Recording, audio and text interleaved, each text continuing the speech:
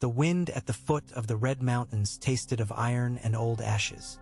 Eddard Stark swung down from his horse with joints that ached more than they should have. Dawn flushed the sky to the east, paling the stars one by one. The Tower of Joy stood before them, pale and slender against the morning. Its stones still shadowed though day crept over the world. He heard the clink of mail behind him as his men joined him on the rocky slope, breath steaming, horses snorting. Arthur Dayne stood at the base of the tower, great sword leaning easy on one shoulder, the dawn of legend catching the newborn light. Beside him, Oswell Went and Gerald Hightower waited with faces of stone, white cloaks stirring in the breeze. Ned's hand found the hilt at his hip. Ice had been too heavy for the long ride. He carried a plainer sword today, no less sharp for that. "We looked for you on the Trident," Ned said.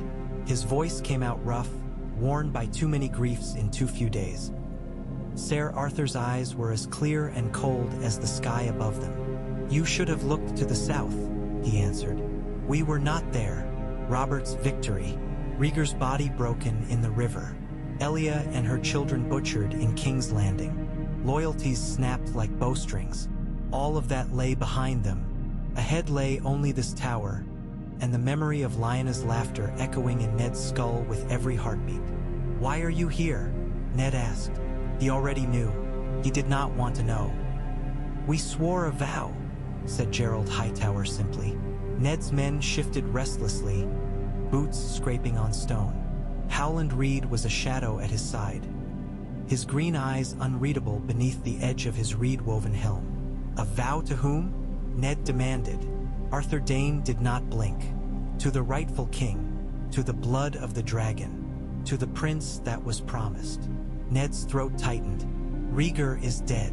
So is Aerys," said Ser Oswell. "So are his children in King's Landing.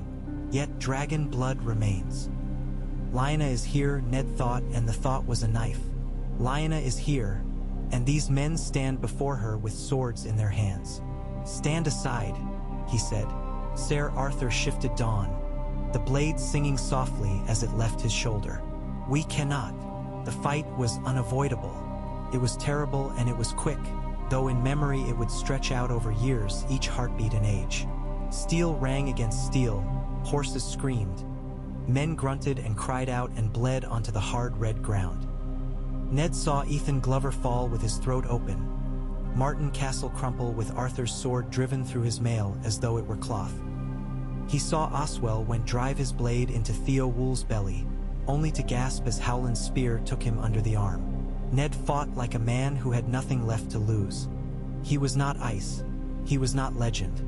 He was only a northern lord with a sword and a promise to a sister. Arthur Dayne was legend. Dawn whirled around him in patterns of blinding light, turning aside every stroke that came his way, sliding through armor and between ribs with heartless grace. He seemed to dance while the others died around him. In the end, it was not honor that felled him. A scream split the air from the tower above. "Lyanna." Ned faltered, one step, one heartbeat. Arthur's eyes flicked toward the sound. A fraction, a sliver, and Howland Reed moved like water, rising from the earth behind him, his small hand driving a Crannogman blade into the gap where backplate met gorget. Arthur staggered. Dawn dipped. Ned struck. He stood panting over the fallen knight, sword slick, chest heaving. Arthur Dayne lay on his back, pale eyes angled to the sky. The light was already leaving them. "You should have been at the Trident," Ned told him, bitter. Arthur's lips twitched, a ghost of a smile. "Promise me," he whispered, voice thin. "Promise me you will keep him safe." Ned froze. "Him?"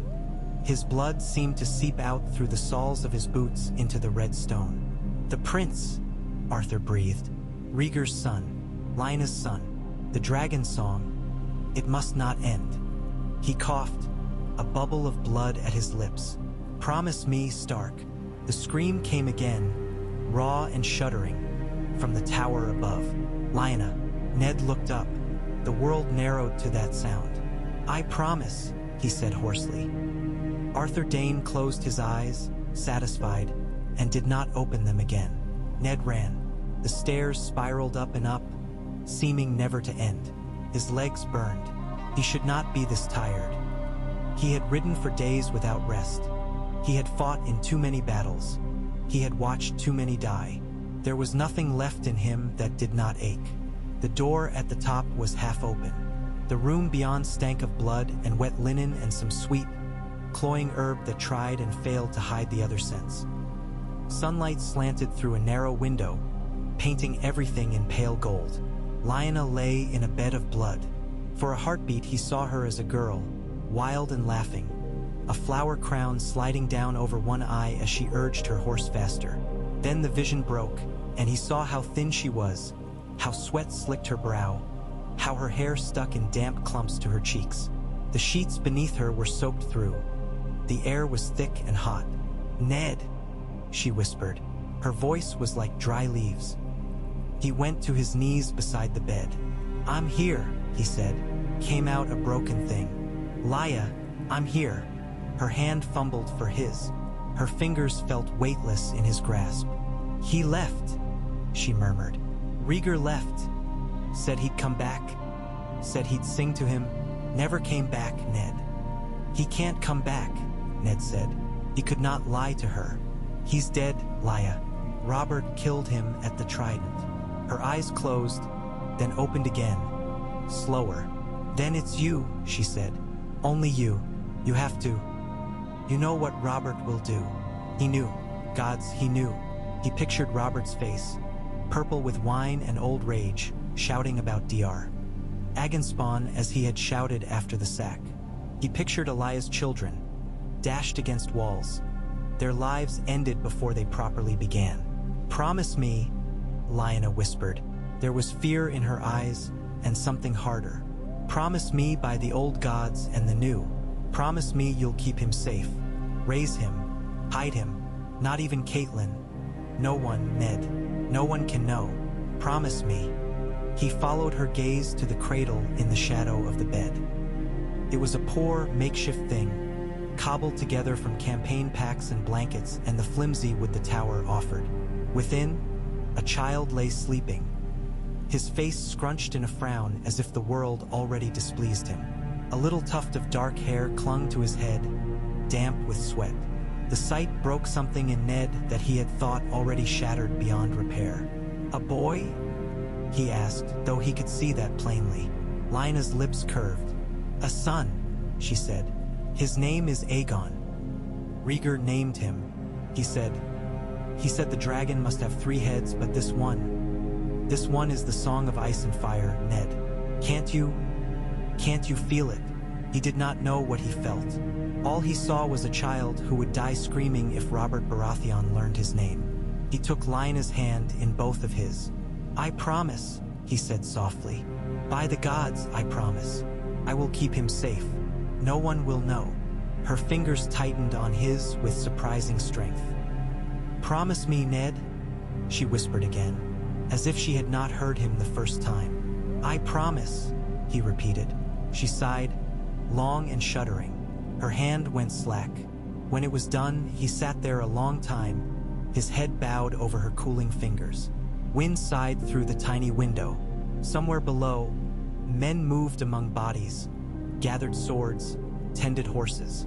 The world continued as if nothing had changed. At last he rose. His legs felt hollow. He went to the cradle. The child had woken.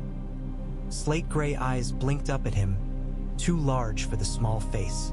There was something familiar in that gaze, something both stark and other. Ned Stark, who had buried a sister and betrayed a king and broken faith with a friend all in a single tangled knot, looked down at the boy and knew that his life would never again be his own. Robert would call him brother. The North would call him lord, and he would live every day with a lie in his heart. He reached down with hands that still trembled from the sword fight and lifted the child into his arms. "You are Aegon," he said quietly. "But the world cannot know that. Not yet. To them you will be Jon Snow, my bastard. It will be a hard life. I am sorry." The boy squirmed. His tiny fingers clutched at the front of Ned's leather jerkin, grasping a fistful as if claiming it. Ned felt the faint, insistent pull of that grip all the way down in his bones. "Winter is coming," he murmured, though the dawn light warmed his face. "And with it, all manner of monsters. I will keep you from them. I swear it." The child answered with a thin, indignant cry, as though he already knew how tall a promise that was. Ned held him closer and turned his face toward the road that would take them home. Years later, the snow outside Winterfell fell in slow, drifting sheets, soft as wool. Jon Snow watched it from the courtyard with half-packed saddlebags at his feet and Ghost at his side, the direwolf's white fur almost indistinguishable from the flurries settling on it. The air was bright and cold and clear.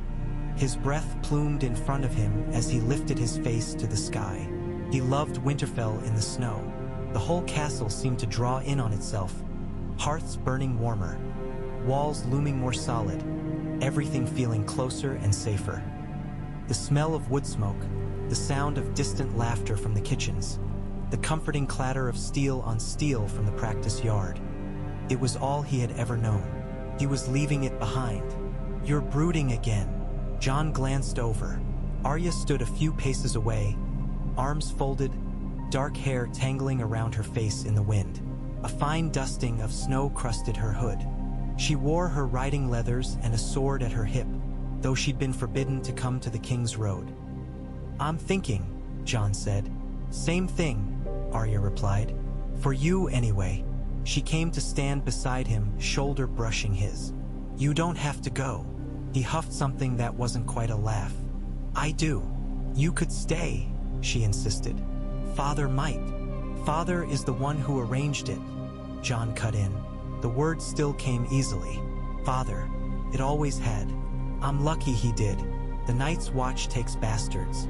The South does not." Arya scowled. "The South is stupid." That coaxed a real smile from him. "On that, we agree." He had wanted this once, to take the black, to find his place among the sworn brothers on the wall, to trade his namelessness for a service that mattered. But now that the time had come, it felt less like a choice and more like a door closing behind him. "Jon." He turned. Ned Stark stood in the archway that led deeper into the castle, cloak hanging heavy from his shoulders. Snow dusted his hair and beard. His face, always solemn, was more grave than usual. "Come with me," Ned said. His voice held a note Jon rarely heard, something like hesitation. "Before you go, there's something we must speak of." Arya's eyes darted between them. "Is it?" "It does not concern you, little one," Ned said, though his tone gentled for her. "Go find your sister. The Queen will expect you both to be present." Arya made a face at the mention of the Queen but went, Ghost padding after her until Jon called him back. The direwolf settled at Jon's heel with a soft chuff. "This way," Ned said. They walked through familiar corridors that felt suddenly unfamiliar under the weight of whatever Ned was not saying. Winterfell's stones held warmth, old and quiet, beneath the snow, cold air. On most days that comforted Jon. Today it seemed like something he was already mourning. Ned led him down a narrow stair, past the heart tree in the godswood with its red leaves and bleeding eyes, through a door of ancient oak banded with black iron. The air beyond was colder, smelling of damp earth and old dust. The crypts. Jon hesitated at the top of the stairs. He had played here as a child, racing Robb between the rows of stone lords, hiding from Septa Mordaine's lessons. The carved wolves and stern faces had never frightened him. They were Starks. He had always felt, in some small, foolish way, that they watched him kindly. Now, though, a shiver walked his spine that had nothing to do with the chill. Ned descended without looking back. Jon followed, Ghost's presence at his side a small anchor.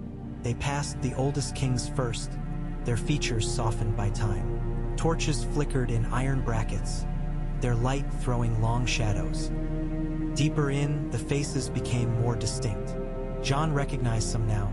Brandon Stark, who built the castle, Torrhen Stark, who knelt to Aegon the Conqueror, Rickard Stark, Ned's father, whose bones rested in the far end of the chamber. Ned stopped not before Rickard's statue, but before another, smaller, unadorned. The stone woman lay with a stone direwolf at her feet. There was no crown on her brow, no sword in her hands, only the name carved at the base, Lyanna. Jon had never been brought to this statue with ceremony. He had only glimpsed it on childhood escapades, one Stark among many, and been shooed away when discovered. Now Ned stood gazing at it with a look Jon had seen only once before, when word came from the south of Robert's rebellion ending and the bells tolling for a dead king. It was a look carved from grief. "Do you know who she was?" Ned asked quietly. "Your sister," Jon said. "Lyanna Stark, Robert Baratheon's betrothed." Ned's mouth twisted, as if at a sour taste. "That is what the songs say." Jon frowned. "Is it not true?" "It is half true." Ned rested his hand on the statue's cold wolf.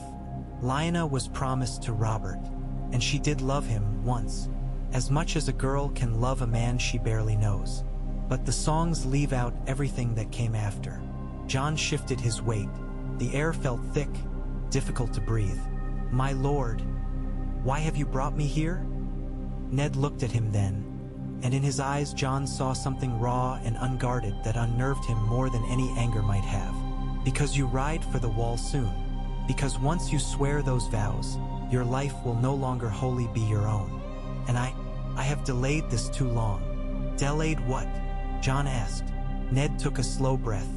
For a moment he looked almost afraid. "You have asked me many times about your mother," he said. His voice was a low murmur in the crypt. Ghost's ears pricked. "I have turned you away as often. That was wrong.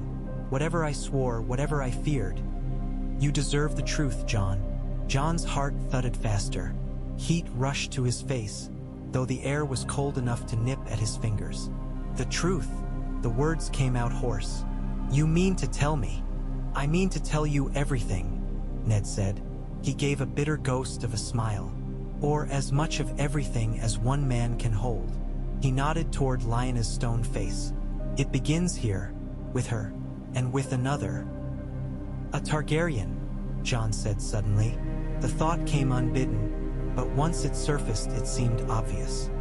"Rhaegar," Ned stilled. "Who told you that?" "No one," Jon said quickly. "I've heard the stories is all. Of him crowning her queen of love and beauty at Harrenhal, of Robert's rage.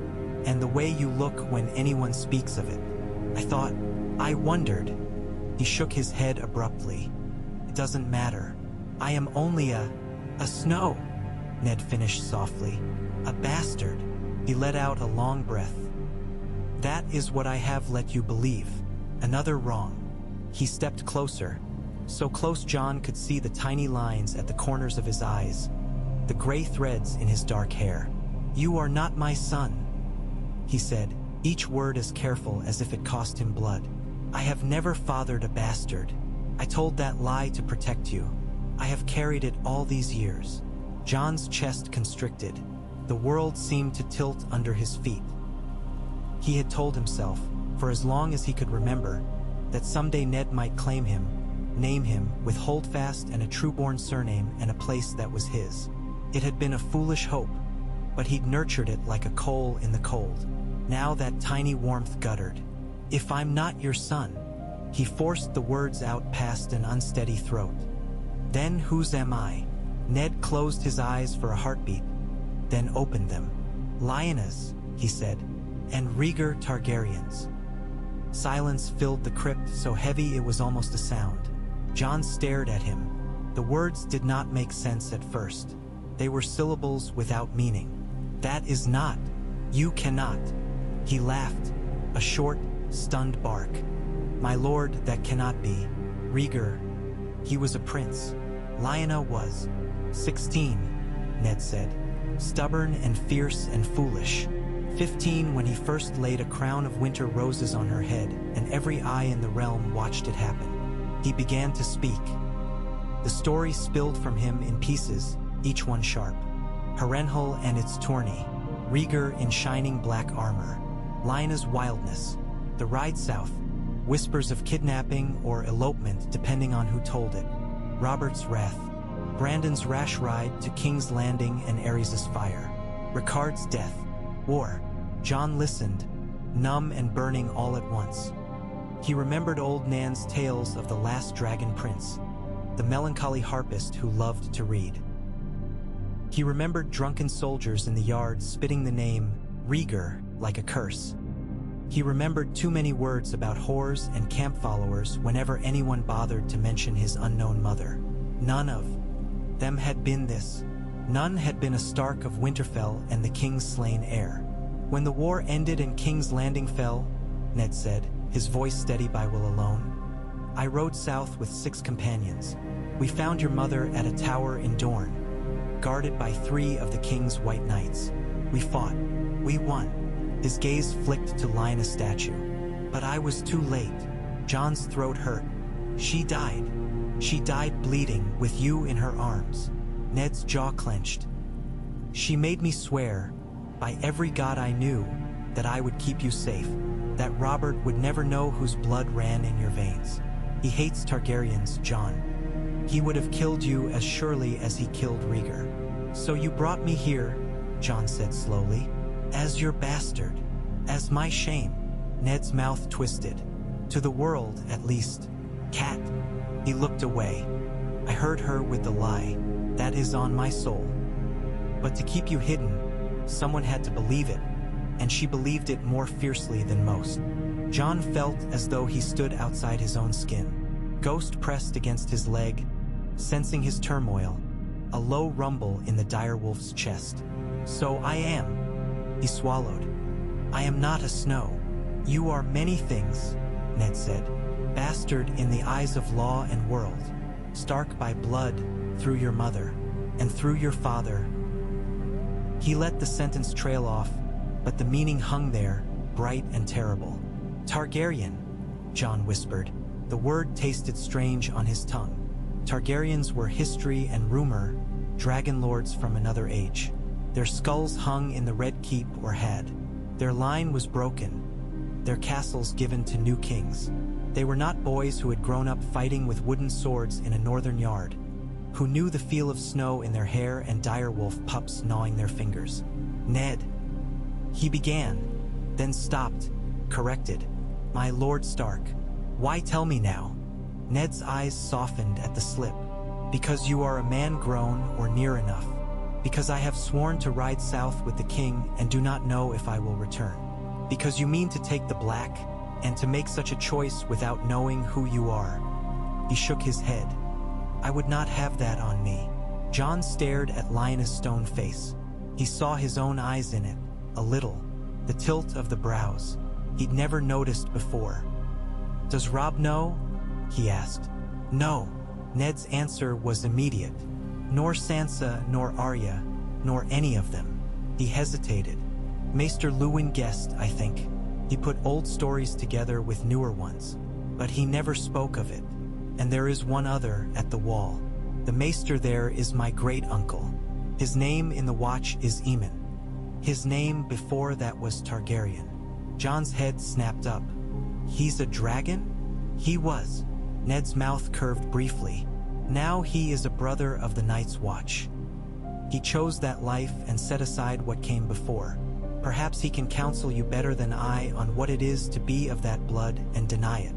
Jon thought of the old man he'd glimpsed once, years before, when a handful of black brothers came to Winterfell. Frail, wrapped in blankets, eyes white and blind. He had not looked like a thing of fire. And what do you counsel me? Jon asked quietly. Ned's gaze was searching. I counsel you to be wary, to remember that this truth could get you killed. Names have power. So long as the realm believes you my bastard, you are safe enough. Safer, at least, than as a prince of a fallen house. Robert's hatred may have cooled, but I would not trust him with this knowledge. Nor the queen. His jaw hardened. Jon nodded slowly. His thoughts swirled like snow in a storm. So you would have me go to the wall as Jon Snow, as if nothing has changed. In the eyes of others, Ned said. Within yourself, that I cannot say. You must decide who you are and who you mean to be. But know this, whatever your blood, you are my nephew. You were raised under my roof. You are of my pack. That will not change. The words carved something open in him. Warmth flooded in, painful in its intensity. He had longed his whole life to hear something like that, some acknowledgement that he belonged. To have it now, in the same breath that made him less Stark and more stranger, was almost too much. He took a breath. Thank you. Ned Stark did something he had never done before in Jon's memory. He stepped forward and drew him into an embrace, rough and brief, his arms hard around Jon's shoulders. Jon stiffened, then sagged into it, aware in some far corner of his mind of how small a thing it was, how late and how immense. When they parted, Ned's eyes were suspiciously bright. "You must tell no one," he said. "Not even your brothers. Not unless there is no other hope. Do you understand me?" Jon hesitated. The Targaryen name coiled in his chest like a sleeping serpent. He imagined saying it aloud. "I am Aegon Targaryen, son of Rhaegar, nephew to the king." He imagined the looks on Robb's face, on Kat's, on Robert's. He imagined, too, a blade across his throat. "Yes," he said. "I understand." "Good," Ned exhaled. "Then go and say your farewells. The road is long, and you ride soon." He turned, the conversation done in his mind, and started back up the stairs. Jon did not move. "My name," Jon said suddenly. His voice echoed off stone. Ned paused halfway up, glancing back. "Did she truly name me Aegon?" "She did," Ned said. A shadow of a smile touched his face. "After a king, and after a brother who never saw you live." Jon let that sink in. Aegon felt too grand, too heavy, like armor 2 sizes too big. "I will keep it," he said.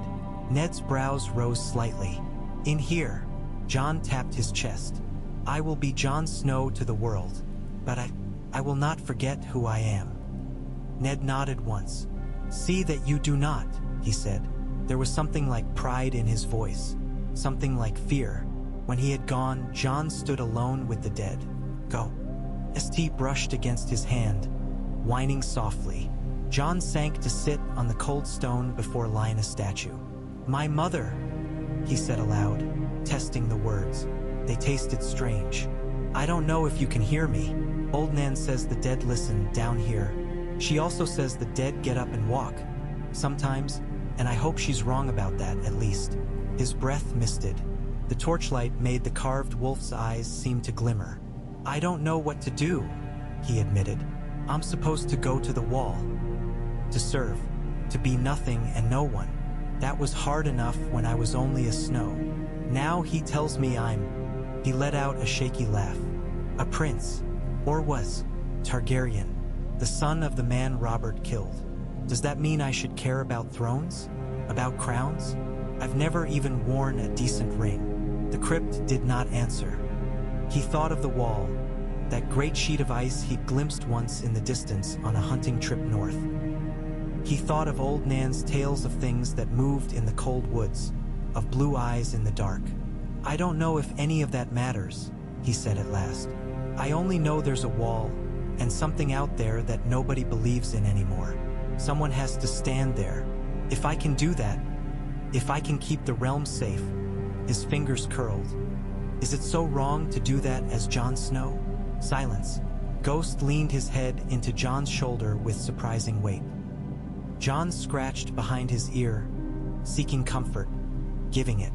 "Aegon Targaryen," he murmured, letting the name roll in the hollow between them. It sparked something inside him. Fear, yes, but also a restless, strange excitement.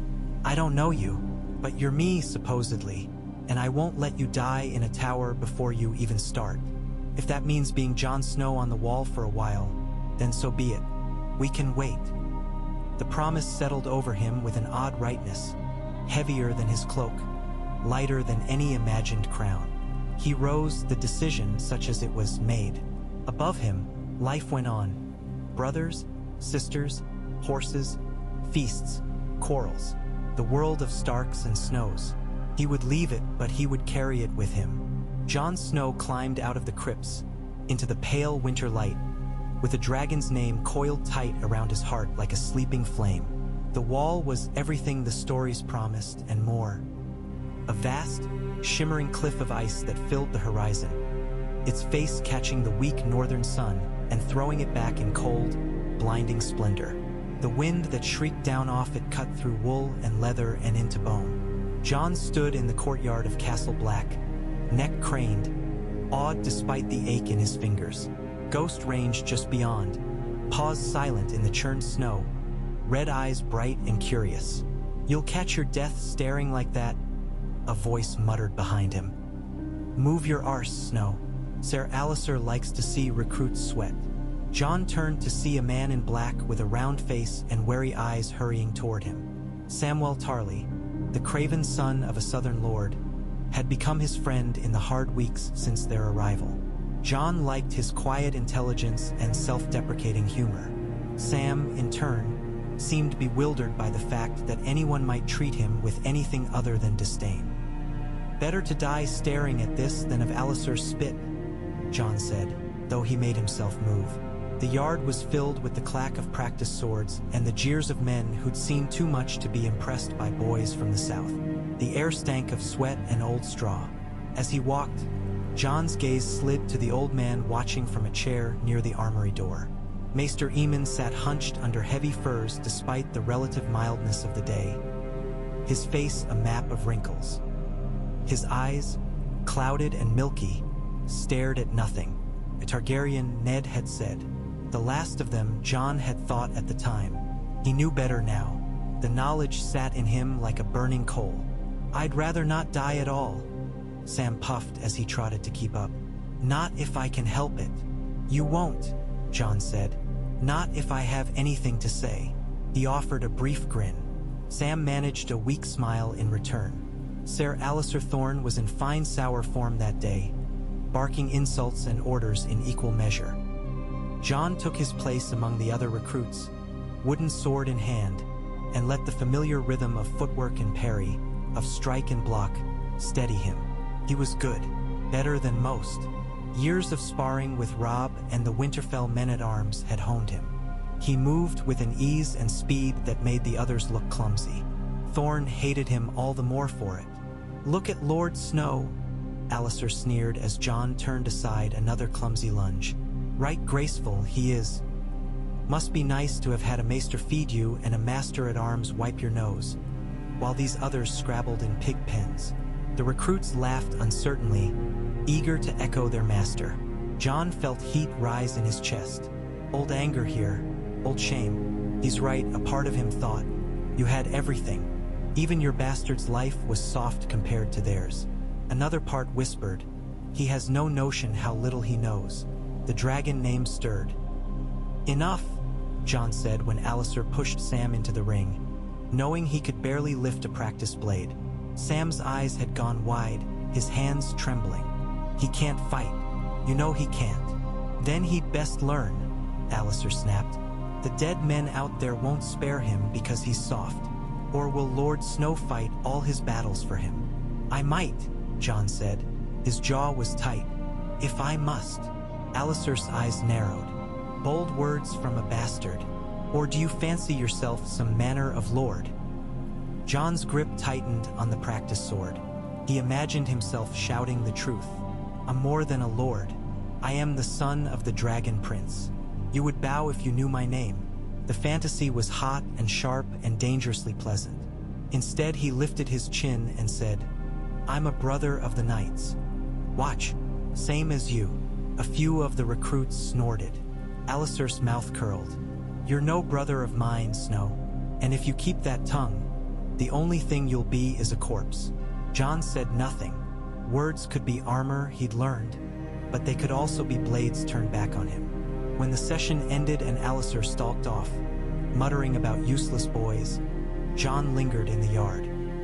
Sam had taken a few feeble swings and then, predictably, thrown down the sword and begged off with a bruised wrist. Thorne had called him a cow and worse and dismissed him. "Thank you," Sam said miserably now, rubbing his arm, "for stepping in. I know I should be better, but I'm not." "You're improving," Jon lied. "Slowly, very slowly," Sam said, rueful. Maester Aemon's chair creaked as the old man shifted. Jon glanced over almost involuntarily. The blind eyes seemed to be staring at him, though they could not see. "Go on," Sam murmured. "He's been asking for you." Jon blinked. "For me?" "Yes." Sam fidgeted. "He sent a boy to fetch you earlier, but Thorn had you in the yard. I thought you knew." Jon wiped sweat from his brow with the back of his hand. "I did not." He left Sam and crossed the yard. Ghost padded at his side. As he came closer, Eamon's lined face turned toward him, as if feeling the heat of his approach. "Jon Snow," the maester said, before Jon could announce himself. His voice was thin but clear. "I hoped you would come." Jon stopped. "How did you know it was me, maester?" The old man smiled faintly. "Your wolf steps are different from other paws, and you carry with you." He sniffed the air delicately, like a hound. The smell of smoke and cold. An odd combination. "Come, sit." Jon obeyed, perching on the stool beside the maester's chair.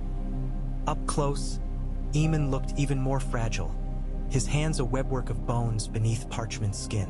Around his neck hung the chain of a maester, each link a different metal, each earned with study and service. "Samwell has been speaking of you," Eamon said. "How you've protected him from the worst of Alistair's cruelty. That is kindness. The wall needs kindness as much as it needs courage." "I only did what anyone should," Jon said, uncomfortable. "Many should," Eamon agreed. "Few do." His head tilted. "You have questions." It wasn't a question. Jon hesitated, fingers lacing and unlacing. "I do," he admitted. "About the watch. About you." Eamon's brows rose. "About me." Jon swallowed. "Lord Stark, my uncle, he told me something before I left Winterfell. About who you used to be." "Ah." Eamon's lips pursed, a wry line. "He has a long memory. Most men have forgotten, or prefer to forget." "He said your name was once Targaryen," Jon said quietly. The word felt dangerous here too, shivering between the black stone walls. "The same as the old kings." "The same," Eamon confirmed. "Eamon Targaryen, once a prince. Long ago, very long." His fingers plucked absently at a link of his chain. "I was the third son of a king. My younger brother, Egg, we called him, wore the crown in the end. I took the black." He smiled, a soft thing. "I have worn it so long I scarce remember what it was to wear another name." Jon studied his lined face. This shriveled man had once walked halls of marble and sat in rooms hung with dragon banners. It was hard to imagine. Harder still to imagine choosing to leave it. "Why?" he blurted. "Why would you do that? You might have been king." Eamon chuckled. It was a dry, papery sound. "I might have," he agreed, "in some twists of the river of time. But there were others better suited, and the realm needed them more than it needed another old man with poor eyes and too many books in his head." He sobered. "And even if I had wanted it, wants do not always matter. Duty does." Duty. Jon thought of Ned's words in the crypt. "You must decide who you are." "What if your duty and your blood pull in different directions?" he asked. The question scraped his throat on the way out. "What then?" "Ah," Eamon said softly. "There it is, the heart of it." He turned his blind gaze more directly toward Jon. "You speak as one who knows that pull intimately." Jon almost denied it. The lie hovered on his tongue. It would be so easy to say, "I'm only a bastard, what do I know of such things?" To hide behind the familiar word. But something in the old man's milky eyes stilled him. Eamon had lived 80 years at the wall, seen kings rise and fall, watched ravens carry tidings of joy and disaster.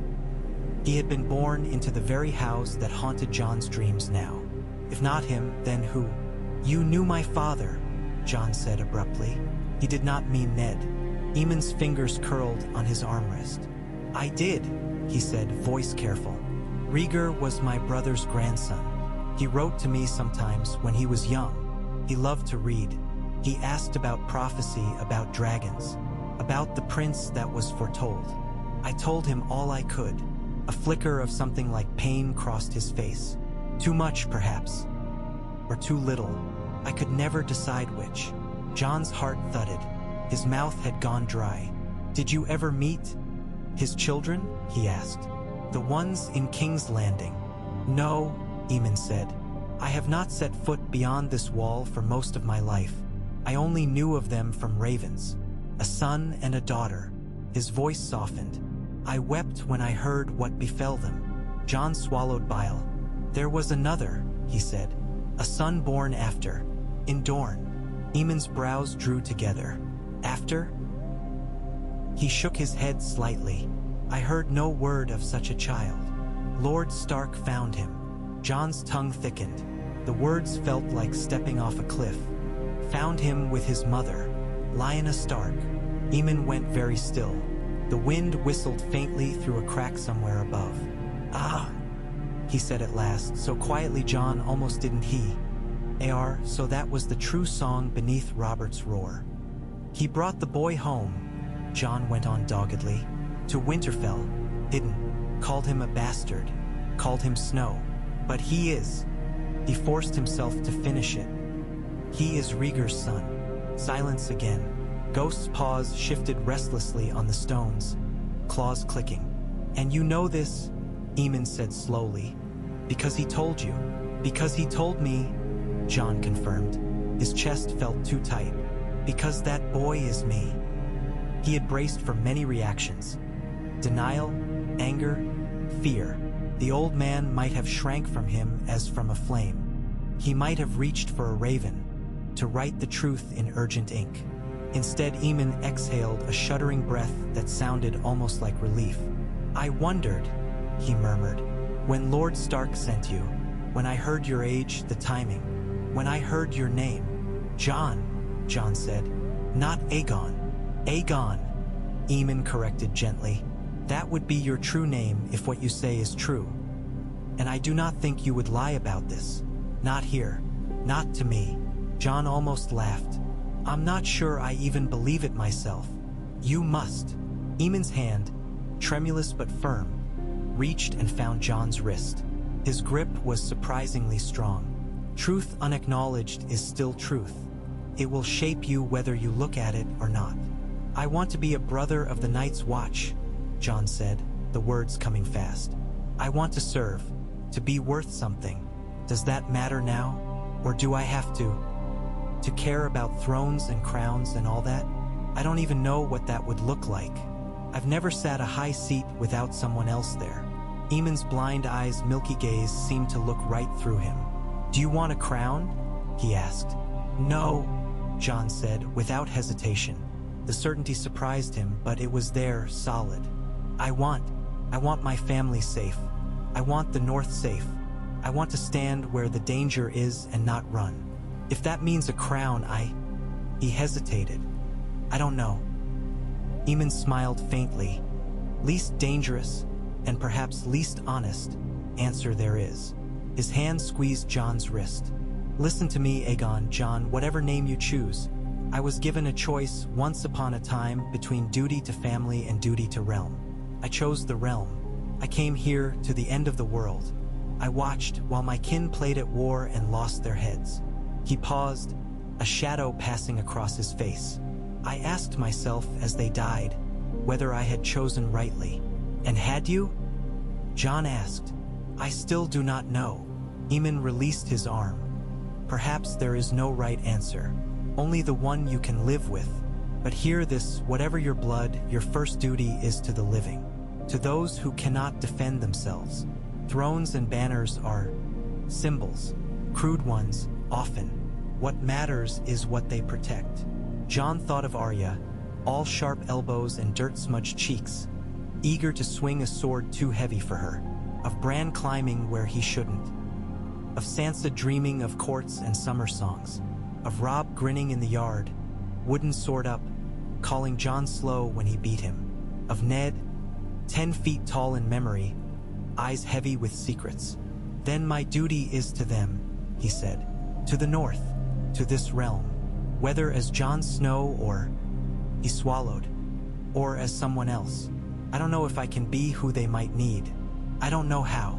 None of us do at the start, Eamon said. We learn, we fail, we try again. Faint smile. Perhaps dragons are hatched twice, once from eggs, once from their own mistakes. Jon barked a surprised laugh. Some of the tightness in his chest loosened. You should rest, Eamon continued, and think. Think long and hard on what you want to do with this truth. Once loosed, it cannot be called back. I'll keep it, Jon said, echoing his words in the crypt. For now, the Watch needs men, not princes. The Watch could use both, Eamon murmured. But yes, for now, let the world see only Jon Snow. Let the dragon sleep in your heart. His clouded eyes turned toward the distant wall. Sleep and dream of fire. Years passed on the wall, as years do, eroding and shaping Jon like wind on stone. He ranged beyond the frozen forests, steel at his hip and ghost at his side, seeing things he'd only half believed in. Giants in the distance, shaggy and vast. A weirwood with a face so old its lines seemed deeper than the wall's cracks. Blue lights moving in the dark that turned men's blood to ice. He lay with a wildling woman in a cave where hot springs steamed the air, learning that love could be as sharp and painful as any blade. He betrayed her and her king for a duty he barely understood. She died with an arrow through her heart, staring at him with eyes full of hurt. He stood atop the wall while the wildling army crashed against it and Stannis Baratheon rode in like a storm, banners snapping. He watched as fire rained down on men and giants alike. All the while, the coal of his name smoldered in his chest. He told no one else. He wore the black and spoke the words before a heart tree, meaning them. Night gathers, and now my watch begins. It shall not end until my death. He meant each line. He chose Jon Snow for a time, but Aegon Targaryen watched the realm with him from the high cold vantage. He watched ravens bring news from the south. Robert dead, a boy king on the Iron Throne, were blooming across the land like some diseased flower. He watched names rise and fall in the letters. Lannister, Stark, Baratheon, Tyrell, Greyjoy. He heard of Ned's death with a cold, sinking horror, then of Robb's kingship, then of Robb's death, his own heart screaming silently inside his chest. He wept into Ghost's fur in the quiet hours when no one could see. He clenched his teeth and bled his anger out on practice dummies. He thought about riding south, revealing himself, calling banners to him. Every time the wall loomed above him, every time he thought of things he'd seen in the trees, pale hands, blue eyes, dead flesh moving. The living need you here, he told himself. Your duties do not change just because your name might. Then Stannis came, with red priests in his wake and Melisandre's hungry eyes on him. She saw something in her flames that made her speak to him with a reverence that unsettled him. You have king's blood, she told him once, on a night when the wind howled like wolves around the tower. It burns in you like banked fire. Her gaze went past his skin, as if she could see Rhaegar's face there, and Lyanna's. You are more than you know. I know enough, Jon said, because he was sick of prophecies. And I'm no king. She only smiled. Not yet. When Stannis offered him Winterfell, it was as if all the paths he'd turned away from suddenly stretched before him again. You are Ned Stark's son, Stannis said, blunt as ever, in the cold hall at Castle Black. A fire sputtered between them, battling the chill. Davos Seaworth stood at the king's shoulder, eyes tired but kind. Melisandre watched from the shadows, flames dancing on her ruby. Bastard or no, the North will follow you if you are named. I can strip the stain from your birth, make you Jon Stark, Lord of Winterfell. Jon's pulse had pounded. Winterfell, the word was a wound and a bomb. I swore a vow, he said, to the Night's Watch. My place is here. Your place, Stannis said, is where you can do the most good. A boy on the wall with a dozen men at his back, or a lord in the north with 10,000 swords, with Winterfell's stone under your feet. His gaze was flinty. If the others come, what good is one man here?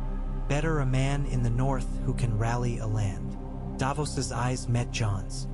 "He's not wrong," the old smuggler said softly. "Hard thing, vows. But harder still, living with what happens when you keep them or break them." Jon heard Eamon's voice, too. "You must choose the duty you can live with." He thought of Winterfell's battlements under snow, of Bran and Rickon dead by then, of Sansa in a queen's shadow, Arya vanished into the world. The North was leaderless, ravaged by war, held by turncloaks and flayers. As Jon Snow, he was a brother of the Watch, bound to a ruined order. As Aegon Targaryen, as Ned's blood, he could be something more. He nearly said yes. In the end, he did not, because Aemon died. The old man passed one night as snow fell soft outside the window, leaving the Watch bereft of its oldest, wisest mind. Jon felt the loss like a physical blow. He and Sam washed Aemon's frail body, wrapped it in cloth, watched it burn. The flames reflected in his mind long after they died. "I was old when you were born," Aemon had told him days before, his fingers clinging to Jon's. "I will not live to see what you must face. I can only ask you to be brave. Be kind. Remember who you are." The Watch needed a Lord Commander. They looked to Jon. He accepted, because he could not bear to see one of Alliser Thorne's ilk hold the post, because the dead were coming, because every other choice seemed a coward's excuse. Jon Snow, Lord Commander of the Night's Watch, bastard boy, secret prince. He wore the title like another layer of armor, heavy but necessary. He allowed Melisandre to burn a few leeches, muttering over them in her strange tongue. He allowed Stannis' men to rest in their halls. He let wildlings through the gate and took their oaths, because he had seen what waited beyond and would not leave any man or woman to that fate if he could help it. His brothers began to whisper against him. "He lets the savages in. He forgets who we are. He loves his own life too much to make sacrifices." He heard them. He did what he thought was right anyway, because anything else felt like betrayal of more than vows. Of Aemon, of Ned, of the burning coal in his chest. Then the letter came and set everything alight. It arrived on a bitter night, the wind clawing at the timbers, the sky a low gray lid. Jon stood in the common hall, reading by candlelight. The words on the page were crude, the hand that penned them clumsy. "Your false king is dead," it began. "Stannis Baratheon is defeated. I have him in chains. His red whore I have killed. I have flayed the wildling king. I have your little sister." Jon's blood ran cold. He read on. Threats, boasts, the signature at the bottom. Ramsay Bolton, trueborn son of Roose Bolton, Warden of the North. Sansa, Winterfell. The words blurred. Ramsay demanded hostages, demanded his bride, demanded the return of my runaway wife. Jon imagined Sansa in that monster's hands, a knot of rage and terror twisting his gut. His sisters are the realm, he thought.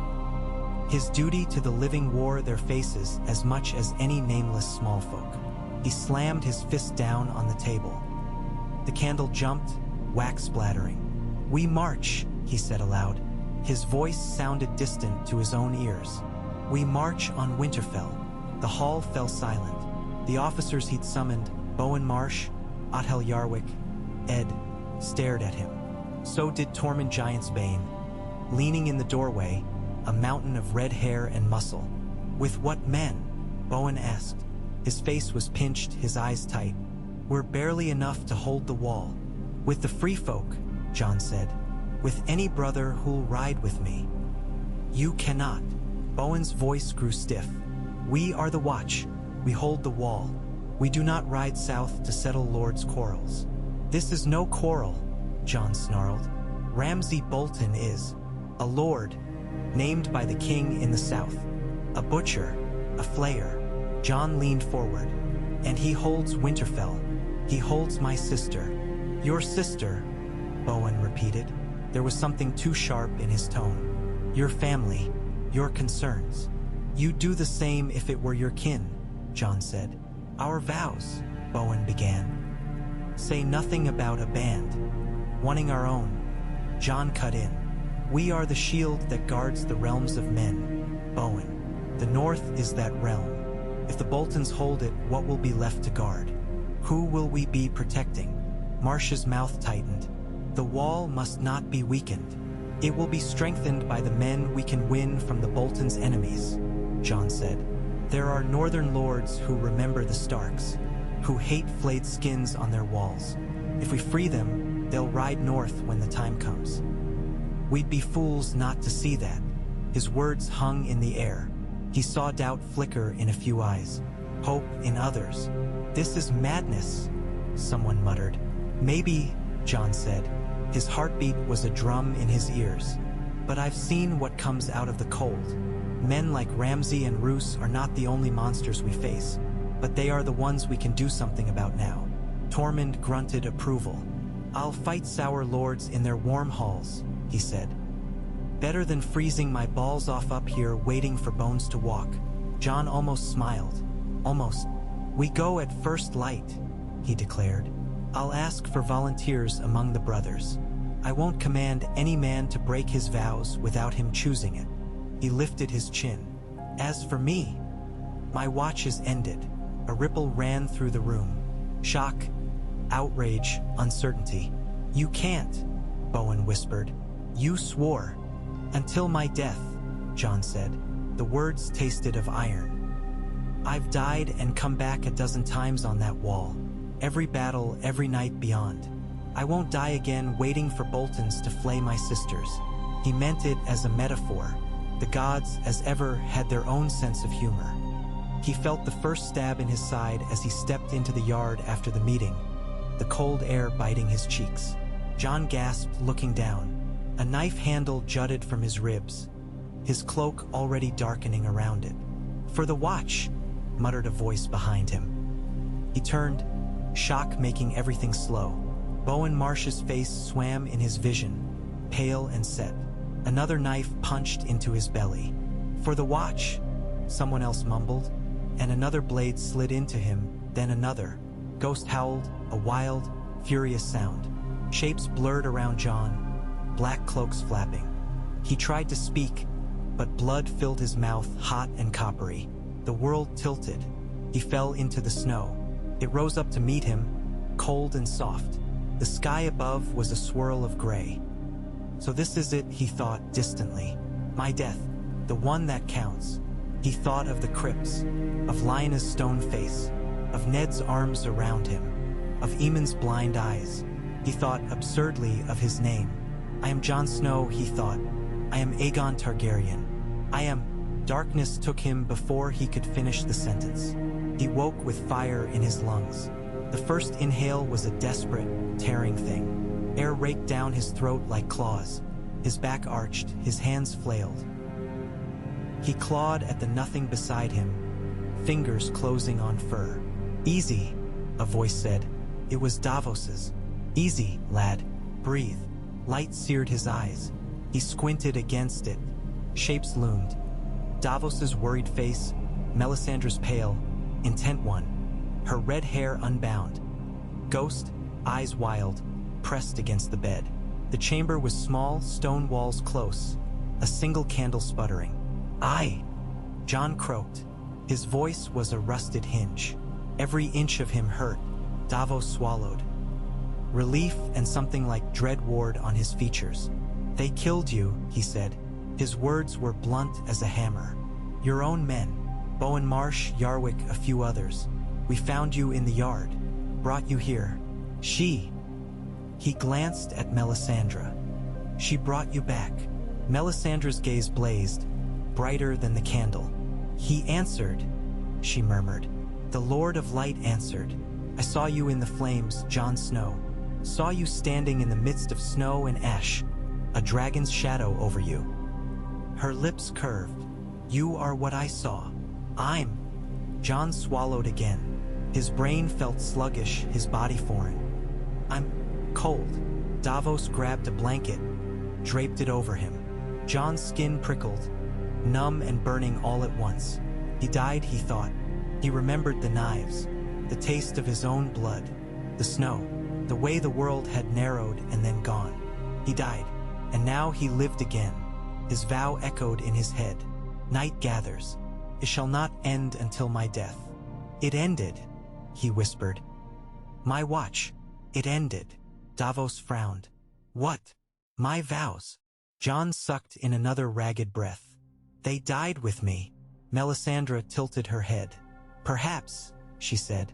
Perhaps they burned away, leaving only what you were always meant to be. Jon closed his eyes. Images flickered behind his lids. Lyanna's face, young and fever-flushed.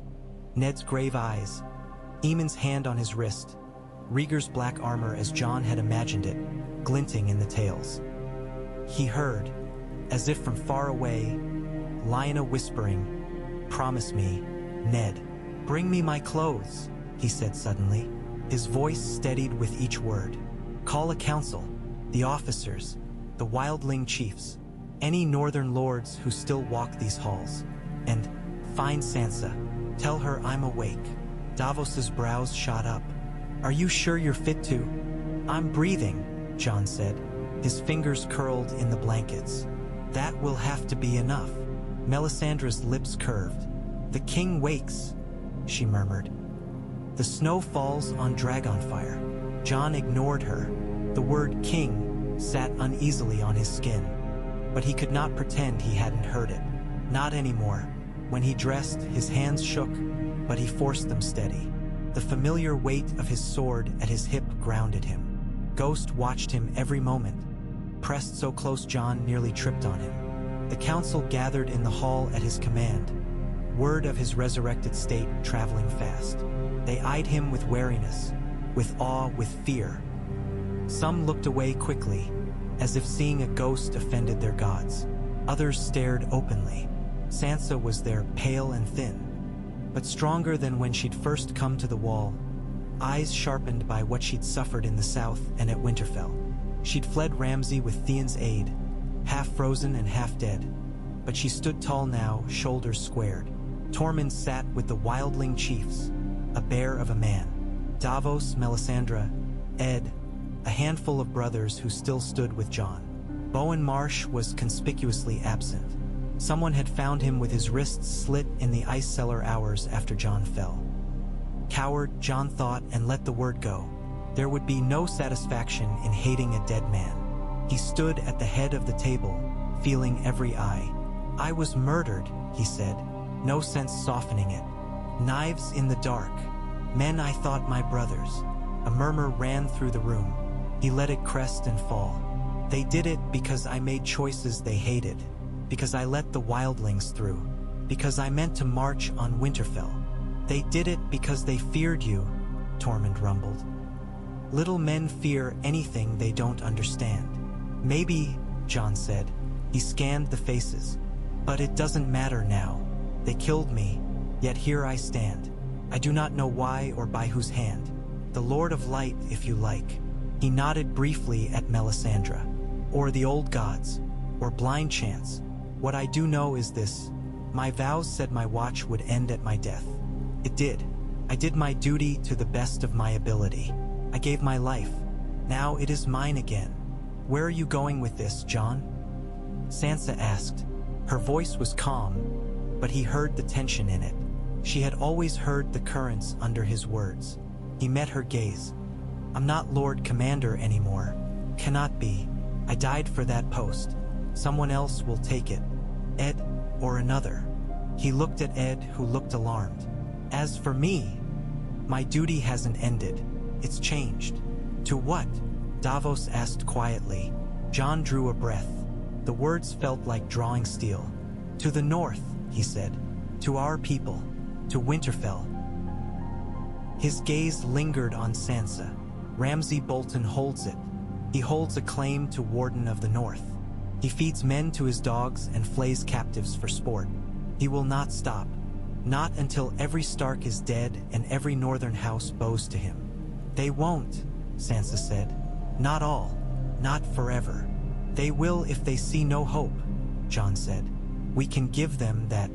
We can give them a banner to gather to." Tormund snorted. "We? You mean to drag us into another damned southern squabble, Crow?" "It's not just southern," Jon said. "If the Boltons hold the north, they'll never fight the dead. They'll never believe in them. They'll leave the wall to rot. All you've bled for will be for nothing. Tormund's jaw worked. He grunted. You make a fair point, damn you. We don't have enough men, Ed protested. Even with the free folk, even if every brother rides. The Boltons hold Winterfell. They have knights, siege towers, swords thrice our number. Then we find more, Jon said. We ask the northern houses to join us. The Manderleys, the Glovers, the Umbers, if any of them still have sense. They'll come if they believe. He trailed off. The next words weighed his tongue down like lead. He thought of Ned in the crypt, of the promise. If they believe a Stark leads them, he finished, and felt the old lie like a stone in his gut. Silence sprawled again. Sansa's eyes narrowed. But you are a Stark, she said. Ned's son. My brother. Jon looked at her. Of all the things he dreaded, this was near the top. Betraying the memory of the man who'd raised him, the man who'd lied for him to someone he loved. Sansa, he said softly. I'm not. Her brows drew together. Don't be absurd. You've always. I'm not Ned's son, Jon said. The words came out clearer than he expected. It was like lancing a boil. The pain sharp, but the release immediate. I'm his nephew. The hall seemed to contract around them. Sansa stared, confusion warring with irritation. What do you mean? He looked down at his hands. Pale scars crisscrossed his fingers. Blood had dried under his nails. My mother was Lyanna Stark, he said. Your aunt, Ned's sister. My father. He swallowed. My father was Rhaegar Targaryen.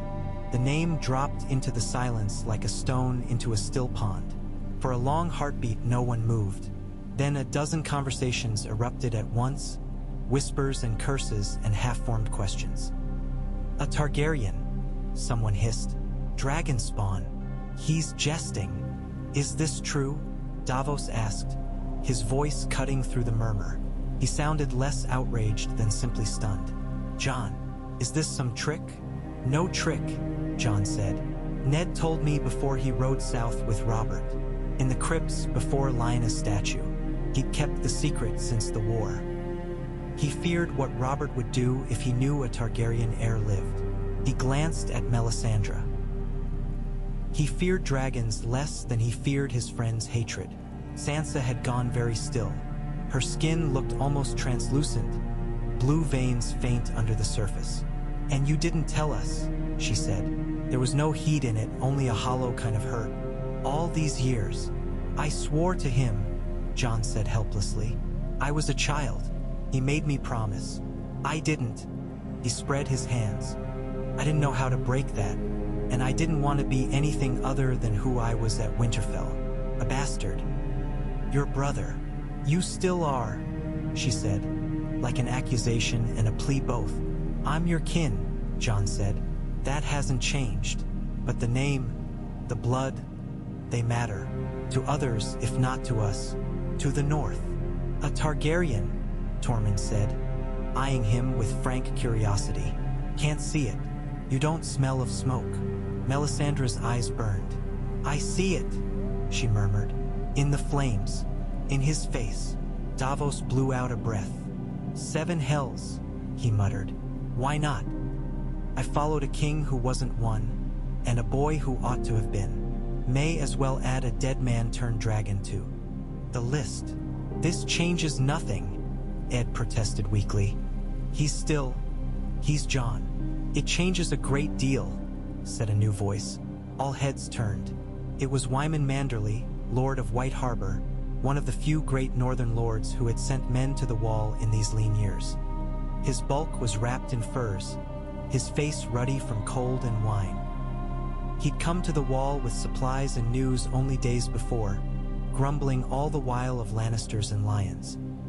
House Stark ruled the North for thousands of years, Manderley said, pushing himself to his feet with some effort.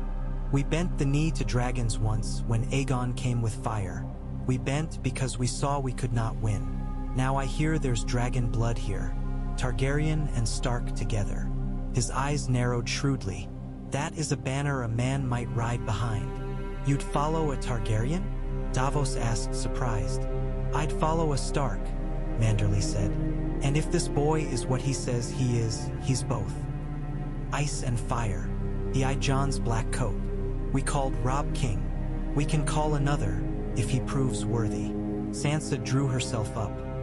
He is worthy. You don't know that, Jon said quietly. I've made mistakes. So did father, she said. So did Robb. They were still our kings. He looked at her, at Davos, at Tormund, at Manderly, at the men and women gathered. He felt the weight of their expectations like a physical pressure. I never wanted a crown, he said. I still don't. I wanted the watch. I wanted. He trailed off. It doesn't matter what I wanted. The dead are coming. Ramsay is flaying men alive. Cersei Lannister sits a throne built on lies. Somewhere across the sea, I'm told, a Targaryen queen gathers dragons and speaks of return. He let that hang for a moment.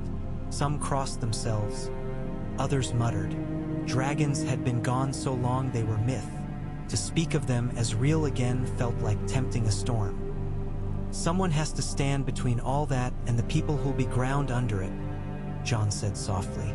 If my name can help, if my blood can give the North something to rally around, then I'll use it. He met Sansa's eyes. I won't call myself Stark. That belongs to you, to Bran, to Rickon if he lives. But I will not hide who I am anymore. He straightened, his heart hammered like a smith's. He imagined Ned watching from some shadowed corner, judging, forgiving. I am Aegon of House Targaryen, he said, the words tasting of smoke and snow. Son of Rhaegar, blood of Lyanna Stark. By blood, I have a claim to the Iron Throne. But I don't want it. He let his voice carry. I want the North, not as a fief of Southron lords, not as a field for their wars. I want it free, strong, ready for what's coming. He drew a breath. So I will not ask you to name me king of Westeros. I will ask you this instead. Will you name me king in the North? A dragon king, sworn to guard this land and its people. The hall erupted. Voices rose, overlaps and arguments, fears and hopes clashing. A dragon king, someone scoffed. We had wolves. Why would we trade them for scales? Wolves are near slain, someone else shot back. I'll take any beast that can bite Lannister throats. He'll bring Dragonfire down on us. Better that than Bolton flayers. Sansa watched him, eyes glittering. Tormund grinned, showing broken teeth. Manderly raised his voice. The North remembers, he bellowed. The old words rang off stone. We remember the Red Wedding, the treachery of Freys and Boltons, the indifference of Lannisters. We remember the Starks. We remember who bled for us. He jabbed a sausage-like finger at Jon. This boy stands with wildlings and crows and lords alike. He's bled for the wall, for the realm. He's died for it. He smiled, baring small teeth. Seems to me he's paid more for a crown than most who wear one. He sank back into his seat, breathing hard. The Manderlys will follow him. King in the North, dragon or no. One by one, others joined. The Karstark man, sallow and hesitant. A Glover captain, a spear wife from the Free Folk with a wicked grin. Men in black who'd seen Jon on the ice. Sansa stepped forward, laid her hand on the table. I knelt to no one after Joffrey, she said clearly. But I'll kneel to you. She sank to one knee. The sight of it winded him. Because you are my kin. Because you are the best hope the North has. Because you came back from death for a reason. And I'll be damned if I let it be wasted. One kneeled, then another, then a dozen. The room filled with the sound, cloth on stone. King in the North, someone shouted. King in the North, others echoed. Jon felt something break and reforge inside him. The coal in his chest flared. He did not imagine dragons. He imagined snow falling on Winterfell's walls, the warm glow of hearths within. He imagined farmers and fishwives sleeping safe. He imagined the dead held at bay. He lifted his head. I will not be a Southron dragon, he said. My kingdom will be of snow and stone and iron.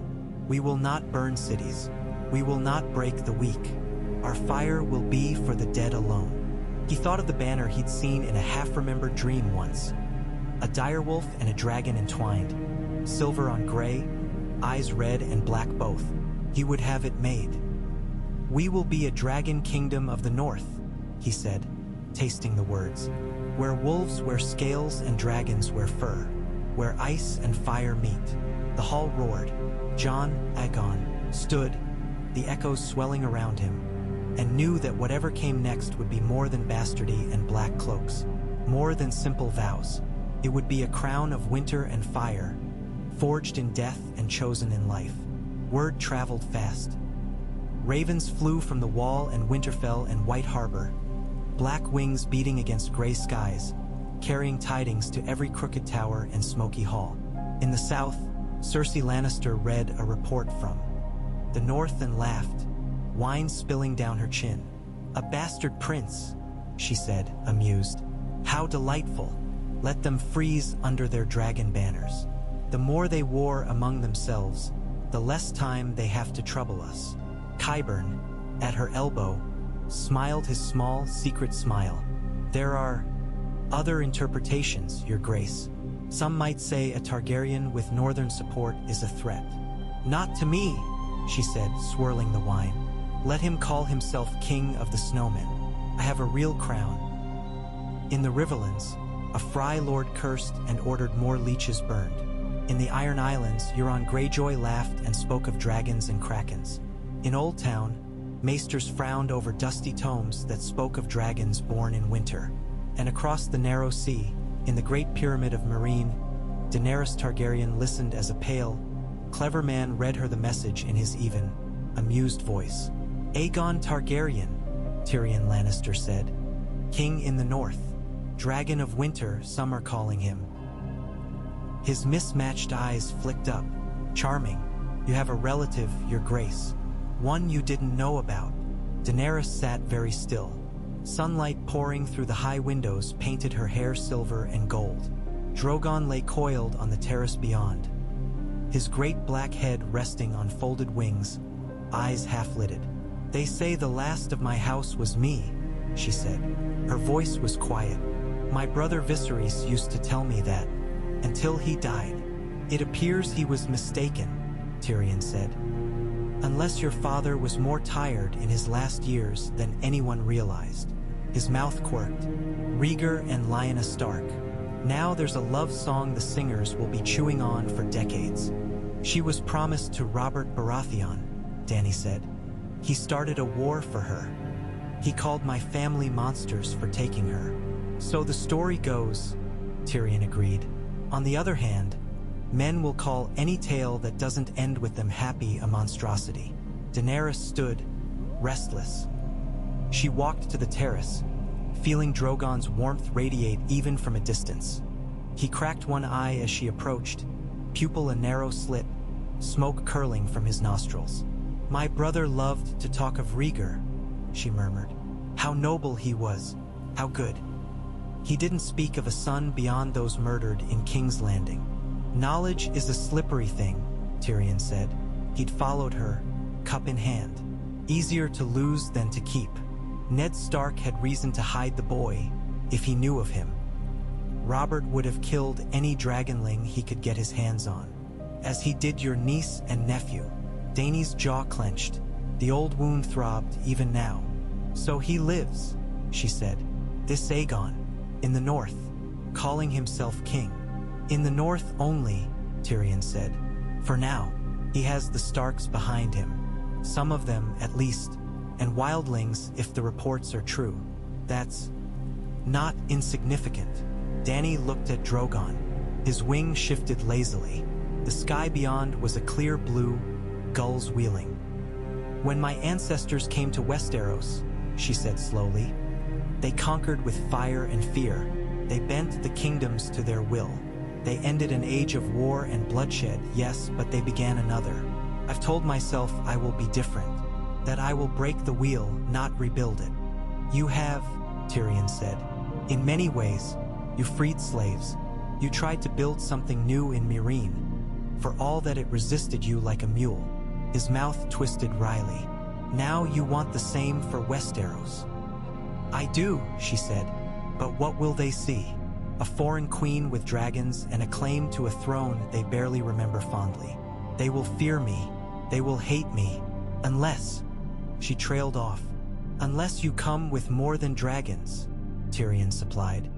Unless you come with alliances, with proof that you're not merely your father's daughter. She nodded. This Aegon, if he is my blood, she hesitated. He has the North. They say the North never forgets. If I have them with me, the others may follow. Or they may see not one dragon but two, and dig deeper moats, Tyrion said dryly. Cersei will paint you as a new invasion, Aegon as a traitor king. Still, he sipped his wine. Ice and fire together make a compelling image. Do you trust these reports? She asked. They could be faked. A plot to lure me. Anything could be a plot, Tyrion said. But this, the pieces fit. Jon Snow, Ned Stark's bastard, Lord Commander of the Night's Watch, known to have a fondness for wildlings and a distinct lack of respect for conventions, suddenly killed by his own men and returns from the dead. He raised a brow, then declares himself Aegon Targaryen and king of a dragon kingdom in the north? If it's a forgery, it's an implausible one, too bizarre to be invented. Dany almost smiled, despite herself. You believe he's real. I believe in strange truths, Tyrion said. I've seen a girl walk through fire with dragons on her shoulders. A boy king choked on wine. A woman blow a sept to rubble with wildfire. His gaze was wry. Compared to that, one more Targaryen is almost mundane. She looked at Drogon again. At her hand, pale against the deep dark of his scales as she laid it on his snout. He snorted softly, hot breath washing over her. Rhaegar's son, she said quietly. My nephew, my rival, or my ally. Perhaps both, Tyrion said. Family is a tricky thing. She thought of Viserys, crown of molten gold on his head. She thought of Rhaegar, the idealized ghost her brother and Yora had built with their words. She thought of her father, raving and whispering burn them all. I will not be my father, she said. I know, Tyrion said, and I will not be a conqueror only, she added. If this Aegon has the North and their trust, perhaps I can learn from him. Perhaps we can share rule, rather than one consuming the other. Tyrion's brows rose. A joint rule, a North and South, each with its king or queen. United but separate, he considered. It would be unprecedented. So was a girl with 3 dragons, she said. He chuckled. Point taken. He sobered. And if he refuses you, if he decides his dragon kingdom needs no rival, that he is the rightful heir to the whole realm, by blood and birth. She met his eyes. There was steel in hers. Then we will see whose dragons fly highest, she said. But I hope it does not come to that. Her hand stroked Drogon's snout. His great eye closed with a low rumble. Send ravens, she said, to the north, to this Aegon. Tell him Daenerys Stormborn of House Targaryen sails soon for Westeros, not as invader but as kin. Tell him I would meet, dragon to dragon, fire to snow. As you command, Tyrion said, bowing. She watched the sea glitter beyond Myreen's walls, sunlight dancing on the waves. Somewhere beyond that blue, a land of gray stone and white snows waited. A land where her family's name was curse and legend both. A land where another who shared that name now wore a crown of ice and fire. She wondered, as the gulls cried and Drogon shifted beneath her hand, whether their meeting would be the salvation of that land, or its doom. Winterfell's great hall smelled of smoke and old stone and the faint, lingering tang of flayed skin. They'd scraped the Bolton's banners down, ripped the skins from the walls, burned them in the yard. Snow had fallen on the rising smoke, flakes hissing as they met the flames. Jon had watched them burn, feeling a savage satisfaction that surprised him in its intensity. Now, weeks later, the walls still bore faint reddish stains in places where no amount of scrubbing had fully erased the past. The North would bear such stains too. He sat at the high table, a simple circlet of dark metal around his brow. It had been forged for him in the smithy below by a black brother with old skill and a steady hand. No dragon motifs twined it, no snarling wolves. Only a single red stone at its center, deep as heart's blood, felt heavier than it looked. He imagined it would. Sansa sat beside him, her hair braided in the northern style, the direwolf clasp at her throat gleaming. Her eyes were sharp, watchful. Brienne of Tarth stood near the door, a tower of steel and resolve. Davos lingered near Jon's shoulder. Tormund sprawled on a bench, chewing noisily on a roasted haunch. Lord Manderley occupied an entire corner of the table, eating and watching in equal measure. Representatives from a dozen houses crowded the hall, their faces a mix of hope and skepticism. Winter had come. Snow lay thick on the battlements outside. Fires burned in every hearth, but the chill lingered. Jon could feel it under his skin, a constant reminder. The ravens had come a few days before, their arrival causing a stir. One bore the sigil of Dragonstone. The other, strangely, carried no seal at all, only a ribbon of black and red. He'd broken the unmarked one first. To Aegon of House Targaryen, king in the north, it began in a neat, unfamiliar hand. From your aunt, Daenerys Stormborn of House Targaryen, rightful queen of the Undulls and the First Men, Khaleesi of the Great Grass Sea, mother of dragons. The list of titles had been long enough to make Manderley snort aloud. The Dragon Queen writes a fair hand, Davos had noted, eyes scanning the page. Not much for subtlety, though. Jon had read and reread the words. Daenerys spoke of fire and chains, of freed cities and dragons born in a funeral pyre. She spoke of her desire to reclaim a throne stolen from her family.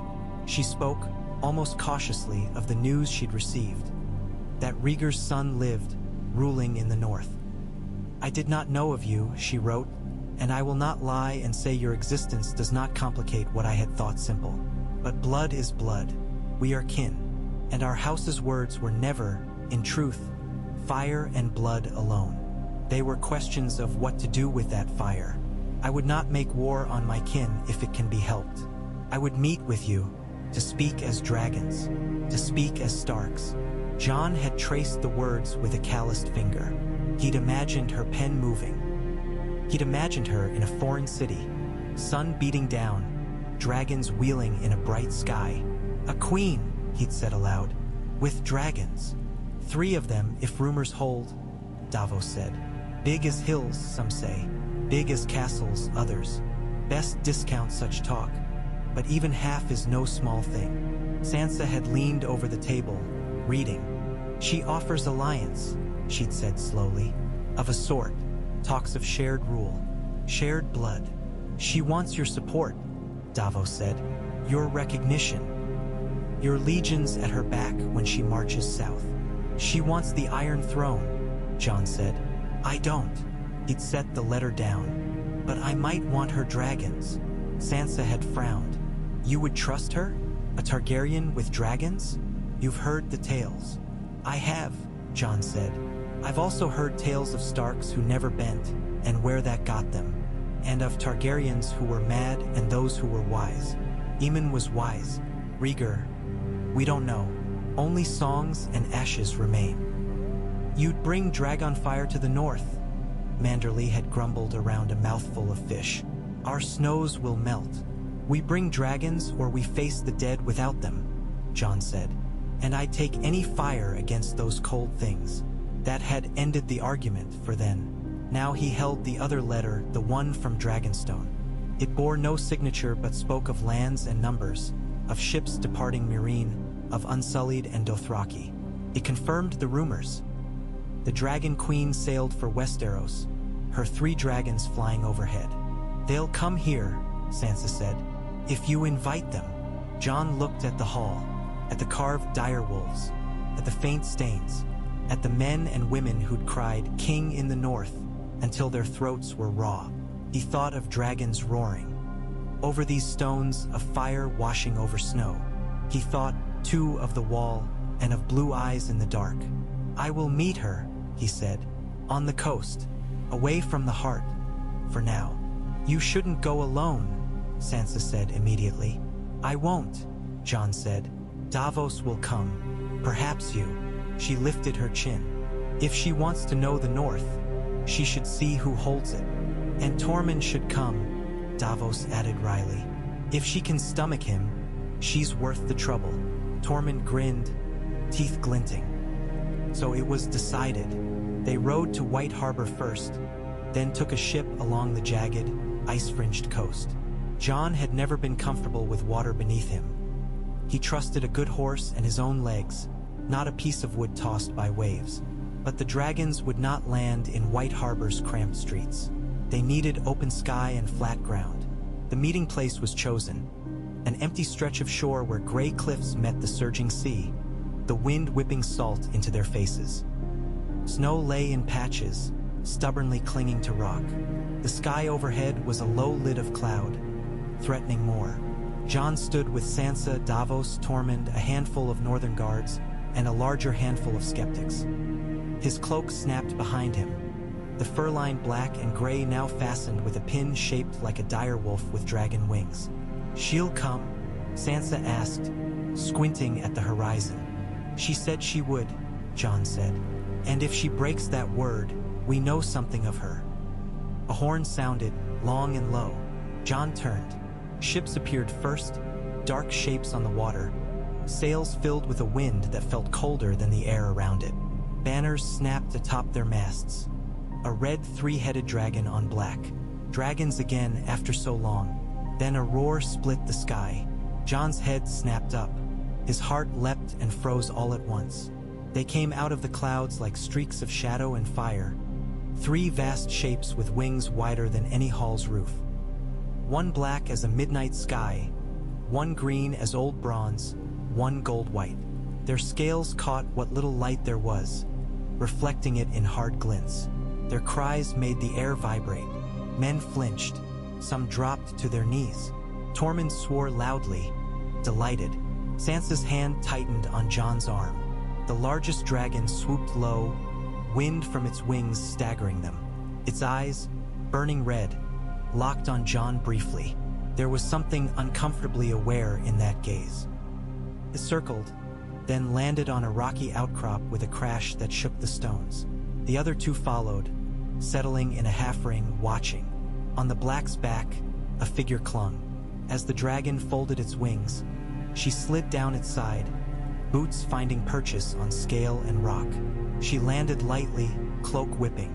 Daenerys Stormborn walked toward them. She wore no crown. Her hair was woven back in intricate braids threaded with silver, falling over a cloak of dark blue.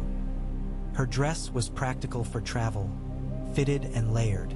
At her shoulder hung a small chain of 3 dragon heads. Her face was younger than Jon expected, but her eyes were old. Behind her came men and women. A dark-skinned woman with a calm, assessing gaze. A hulking man in worn armor whose posture screamed soldier, and a small, stocky man with mismatched eyes, leaning on a cane. "King in the north," Daenerys said when they were close enough that she no longer had to shout. Her voice carried, clear over the wind. There was no mockery in it. "Aegon Targaryen, Queen across the sea," Jon returned. He inclined his head. "Daenerys Stormborn." They studied each other for a long moment. She saw a man in black and gray, lean and hard, with dark hair pulled back, a short beard, and eyes the gray of storm clouds. There was something of Ned Stark in him, and something else. A stillness, a central flame bound tight.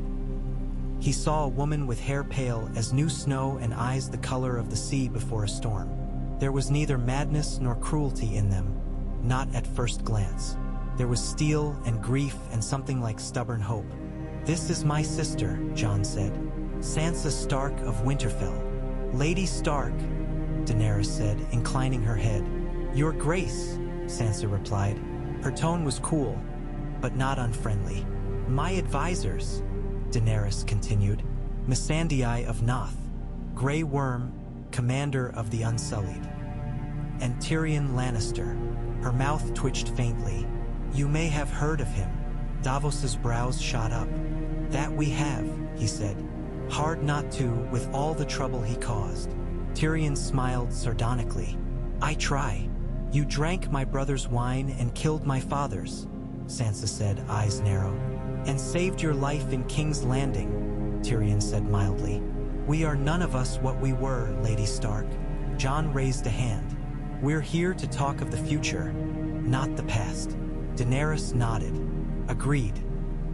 They moved to a relatively level patch of ground between rocks. The dragons watched from their perches, restless, their cries echoing occasionally. The Northerners kept a wary distance. You're not what I expected, Daenerys said frankly as they sat on boulders smoothed by wind and salt. What did you expect? Jon asked. She smiled faintly. Rhaegar's son. I expected. She looked out at the water. I grew up hearing stories of him. From my brother, mostly. He idolized Rhaegar. Spoke of him as if he'd hung the moon. I expected you to look more like him. Her gaze moved back to him. You favor your mother. Jon wasn't sure what to say to that. He chose honesty. I've never seen his face, he admitted. Only heard songs. And those, they say what men wish, not what is. They say he was gentle, Daenerys said, and that he stole a girl from her betrothed and started a war. They say a lot of things, Jon muttered. Ned, my uncle, said less. Daenerys nodded. My brother said Rhaegar loved prophecy, that he thought his line the fulfillment of it, that his son would be the prince that was promised. He named the boy Aegon. Her mouth twisted. I thought that boy died in King's Landing. I suppose he did. I'm not him, Jon said quickly. Lyanna named me Aegon as well. Rhaegar. Maybe he had a fancy for the name. Maybe he thought naming enough sons would make the prophecy true. Maybe, Daenerys said. Or maybe the prophecy was never about one boy. She shrugged. It doesn't matter. We can't know. All we can know is what we do now. Jon nodded. You wrote that you don't wish to make war on your kin. I don't, she said. But I will not lie either. I am coming to take the Iron Throne. I believe it is mine by right. My father lost it because he descended into madness and cruelty. The realm suffered for his sins. I mean to rule differently. And if I wanted that throne? Jon asked quietly. Do you? Tyrion interjected gently. Jon met Daenerys' eyes. No, he said. I don't. Then we have no quarrel, she said. Relief flickered across her features, quickly hidden. I have no wish to be queen of the snows. The north is harsh, and its people harsher. They would not love me easily. Some might, Tyrion murmured. Those with a taste for adventure, or dragons. They love their own, Sansa said. When they love. Exactly, Daenerys said. You are their king, their dragon king. She tasted the phrase. It's a strange thought, dragons and snow, but not unwelcome. Jon shifted. I declared the North a dragon kingdom, he said. Not because I wanted to ape the South, because I needed a symbol that was mine. I'm a Stark and a Targaryen. I won't deny either, but I won't bend to a Southern crown again. The North bled for Southern games. It will not again. Daenerys' jaw tightened. I understand your pain, she said. The South betrayed your family, killed your father and brother. It betrayed mine too. Turned on my father, murdered my niece and nephew. We both have ghosts, but if we remain divided, we will fall divided. Cersei will not rest while a Targaryen sits in Winterfell and another in King's Landing. She will come for us both.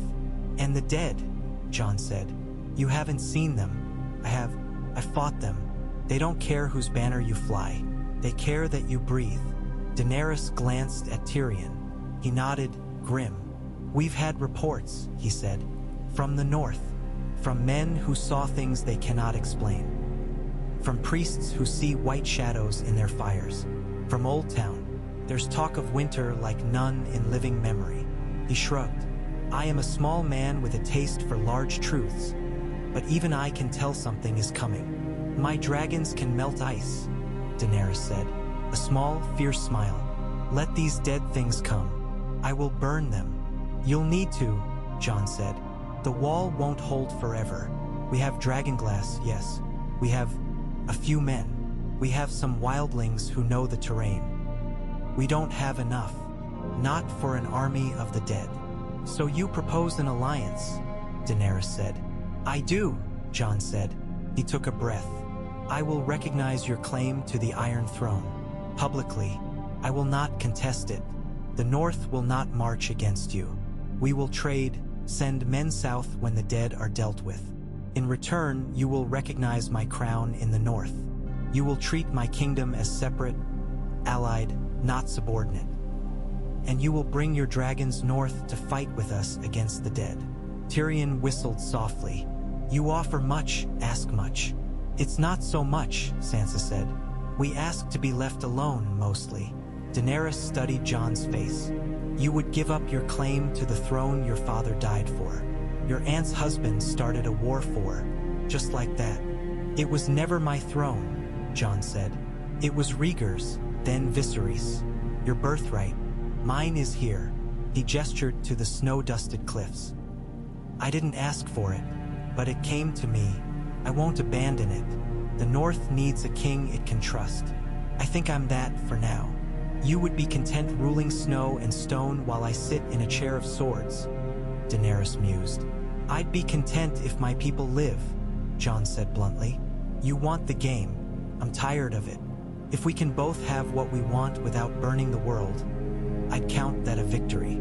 Daenerys held his gaze a long moment. Then she smiled, small and genuine. Took him aback.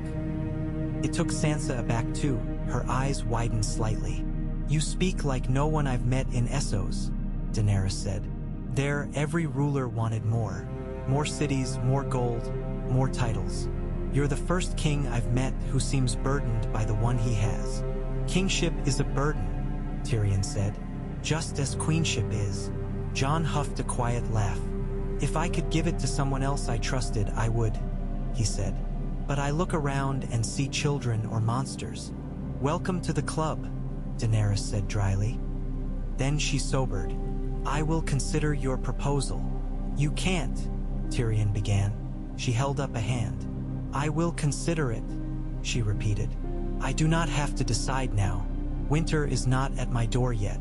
Cersei is. You have time to dither, Tormund muttered. We don't. Daenerys's gaze snapped to him. I do not dither. You do if you sit and think while dead men march, he said. I don't care whose arse sits a southern throne. I care if my son lives to see another spring. Tormund, Jon said warningly. No, Daenerys said. Let him speak. He has a point.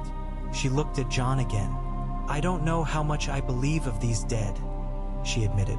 But I believe you believe. And I believe Davos when he speaks of a king who fought in snow and died in flames. I've seen strange things. I won't dismiss yours. She stood, cloak swirling. The dragons shifted, sensing her movement. I will sail for Dragonstone, she said. From there, I will move on King's Landing. I must. If Cersei is left to entrench herself, she'll never be dislodged with. Out burning half the realm. When I have that city, when I have the throne, when the realm sees me as more than a foreign invader with beasts, then I will march north. Her jaw hardened. With dragons, with Unsullied, with whoever else I can gather. Jon's gut clenched. It wasn't enough. It might not be in time. Send word, he said. As soon as you can. The wall won't stand forever. I will, she said. She hesitated. And send ravens if you learn more of these dead. If you need help sooner than we think. I've crossed half the world on the back of dragons. I can cross the rest. He nodded. It would have to be enough. She turned to go, then paused. One more thing, she said. This dragon kingdom of yours. Faint smile. It's a good phrase. Poetic. He shrugged. I didn't pick it. Someone shouted it in a hall, and it stuck. Most good titles come that way, Tyrion said. The people name you. You can only choose to live up to it or not. Then live up to it, Daenerys said. Be a dragon king of snow. Be better than the ones who came before us. If you are, perhaps the world can survive both of us. He found himself smiling back. If we both are, he said. She left in a whirl of wind and wings, the dragons launching back into the sky with tremendous beats that sent spray and snow flying. The northerners watched, some awed, some afraid. Sansa exhaled slowly. She's not what I expected. What did you expect? Jon asked. A monster, Sansa said simply, or a child playing at queen. She's neither. That's unsettling. Good, Davos said. Monsters and children are easy to judge. The rest, we have to think about. Jon watched the dragons shrink into the clouds. He felt the weight of his crown pressing on his brow. Dragon King, he thought. It sounded like a jest still, yet here he was, bargaining with a dragon queen. Snow blew in his face, carried on salt wind. He tasted the cold. He tasted ash. We'll make it work, he said softly to himself, to the world. We have to. The storm came sooner than anyone thought. It rolled down from the lands beyond the wall in a great, roiling mass of black and white, clouds boiling, lightning flickering within that never thundered. The wall itself groaned, cracks spiderwebbing through ice that had stood for 8,000 years. Jon rode north with what men he could gather. Wildlings, sworn brothers, a scattering of northern volunteers. Ghost loped ahead, a white streak. The air grew colder with every mile, the breath freezing in their lungs.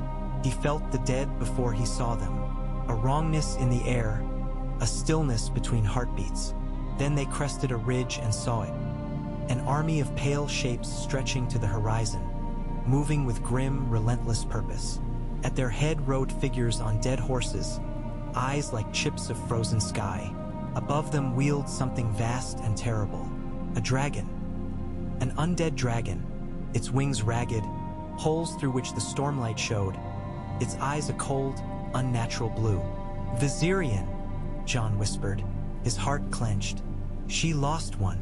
The Night King rode the creature's back, spear of ice in hand. Jon had seen him once before on a hill of bones. He'd dreamed of him often since. Positions, Jon shouted. His voice cracked in the freezing air. Men scrambled, slipping, cursing. The wall cracked with a sound like the world ending. It fell not all at once, but in great, shuddering slabs. Ice crashed down, sending up plumes of snow and vapor. The undead dragon swooped, its maw glowing with unnatural light, and spewed a stream of blue-white fire. Wherever it touched, ice shattered, melted, refroze. Back! Someone screamed. Back! Jon didn't move. His hands were numb on the reins. Ghost snarled at his side, fur bristling. This was it. Everything he bled for had led to this line of corpses and the cold king who led them. And behind him, nothing but the north, Winterfell, the people he'd sworn to protect. He raised his sword. For the living, he shouted. For the north. His voice was swallowed by the storm. The dead advanced. The first clash was chaos. Steel on brittle bone, dragonglass shattering, screams cut off mid-breath. Jon hacked and chopped, his sword, Valyrian steel, cold and hungry, carving through whites with ease. They fell like sheaves, only to be replaced by more. The air filled with the stench of old rot, the cold so intense it burned. He saw Ed fall, dragged down by grasping hands. He saw Tormund laughing, mad and fierce, as he swung a great axe, until a spear of ice took him in the chest and stopped the sound forever. He saw ghostly blue eyes everywhere. The Night King watched from the dragon's back, serene. A horn sounded. At first Jon thought he imagined it. Then he saw shapes in the storm above, dark against the unnatural light. Dragons. 3 of them. Daenerys came like fire into frozen hell. Drogon smashed into the undead dragon, claws tearing, teeth snapping. Their roars shook the air. Regal Dove, his green bulk blazing with true flame, spewing gouts of it onto the whites below. Wherever it touched, they went up like dry tinder, shrieking. The battle lurched, momentum shifting. For a heartbeat, hope flared. Jon felt it burn through his exhaustion. He fought his way toward the heart of the storm, toward the place where blue and red fire met. He saw her, silhouetted against the glow. Daenerys, hair whipping, face streaked with ash and snow, clinging to Drogon's neck as he writhed and snapped. Her eyes met his across the chaos. There was no time for words, only a shared understanding. We stand here. We do not break. He pushed on. Ghost at his side, men around him, he carved a path to the Night King. The undead dragon screamed, a sound like shattering glass. Icy fire lanced from its maw, striking RH. Eagle. The green dragon shrieked, spiraling, blood and ice falling from torn wings. He crashed into the distant forest, trees exploding. Daenerys cried out, a sound Jon barely heard over the cacophony. Drogon raked at Viserion's throat, tearing rotten flesh. Blue light spilled like ichor. The Night King raised his spear. No, Jon whispered, lungs burning. He was too far, too slow. A shadow flickered at the edge of his vision. A raven, impossibly huge, its feathers black as a starless sky, swept toward the Night King. It became a man at the last moment, tangled and wild-eyed, staff in hand. Bran, Jon thought, dizzy. Bran? The staff struck the Night King's wrist. The spear flew wide, missing Drogon's heart by inches, plunging instead into the ice below, cracking it anew. Jon reached them. He leapt onto a jut of broken ice, sword up. The Night King's gaze turned to him, impassive. He slid from Viserion's back with unnatural grace, landing silently. They faced each other in the storm's heart. Up close, the Night King looked less like a man and more like a sculpture carved from ancient ice. His features were sharp, inhuman, his eyes pits of endless winter. You killed my brothers, Jon said, though he knew the thing did not care. You killed my friends, my family. You would kill this whole world. The Night King did not answer. He lifted his own blade, a long, thin sword of purest ice. It glimmered with a blue-white light. They clashed. Steel met ice and sparks, blue and white flew.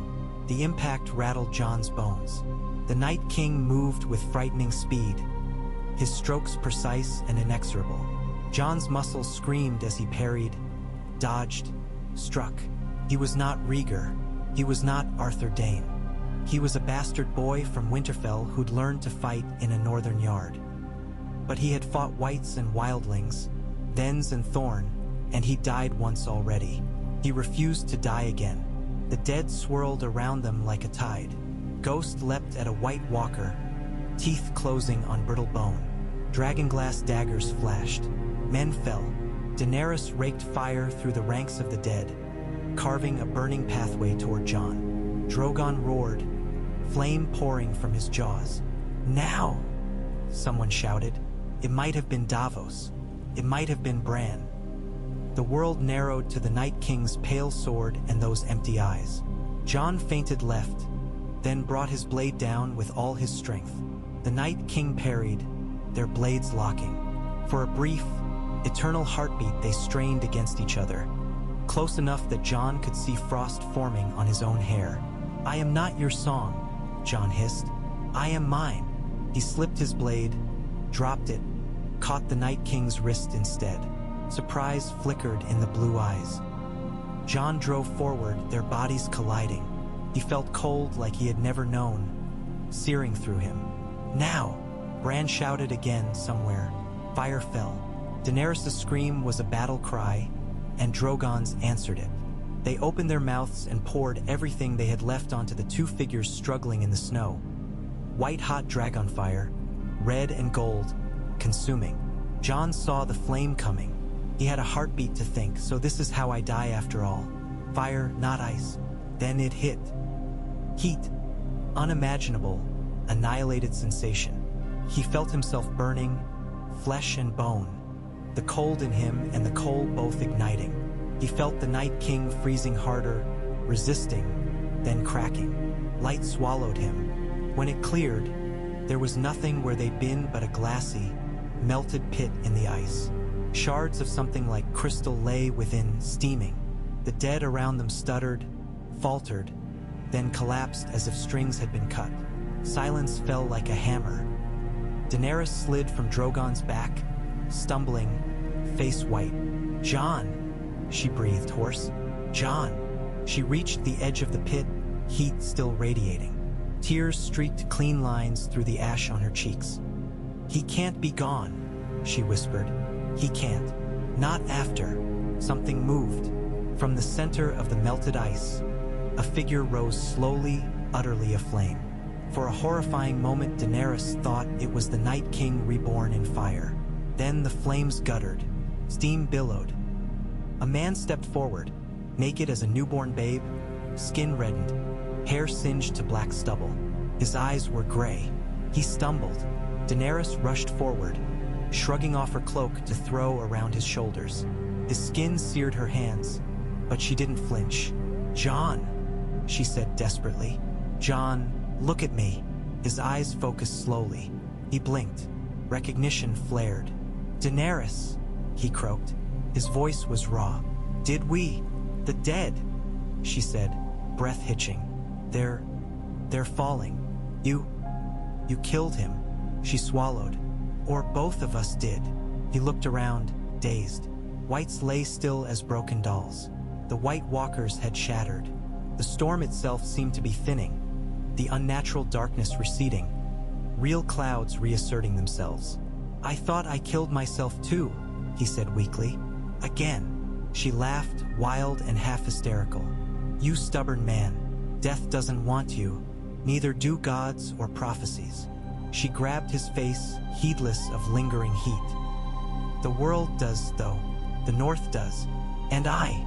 She stopped herself. This was neither the time nor place. He swayed. She caught him, nearly dragged him from the pit. Davos appeared on his other side, supporting him.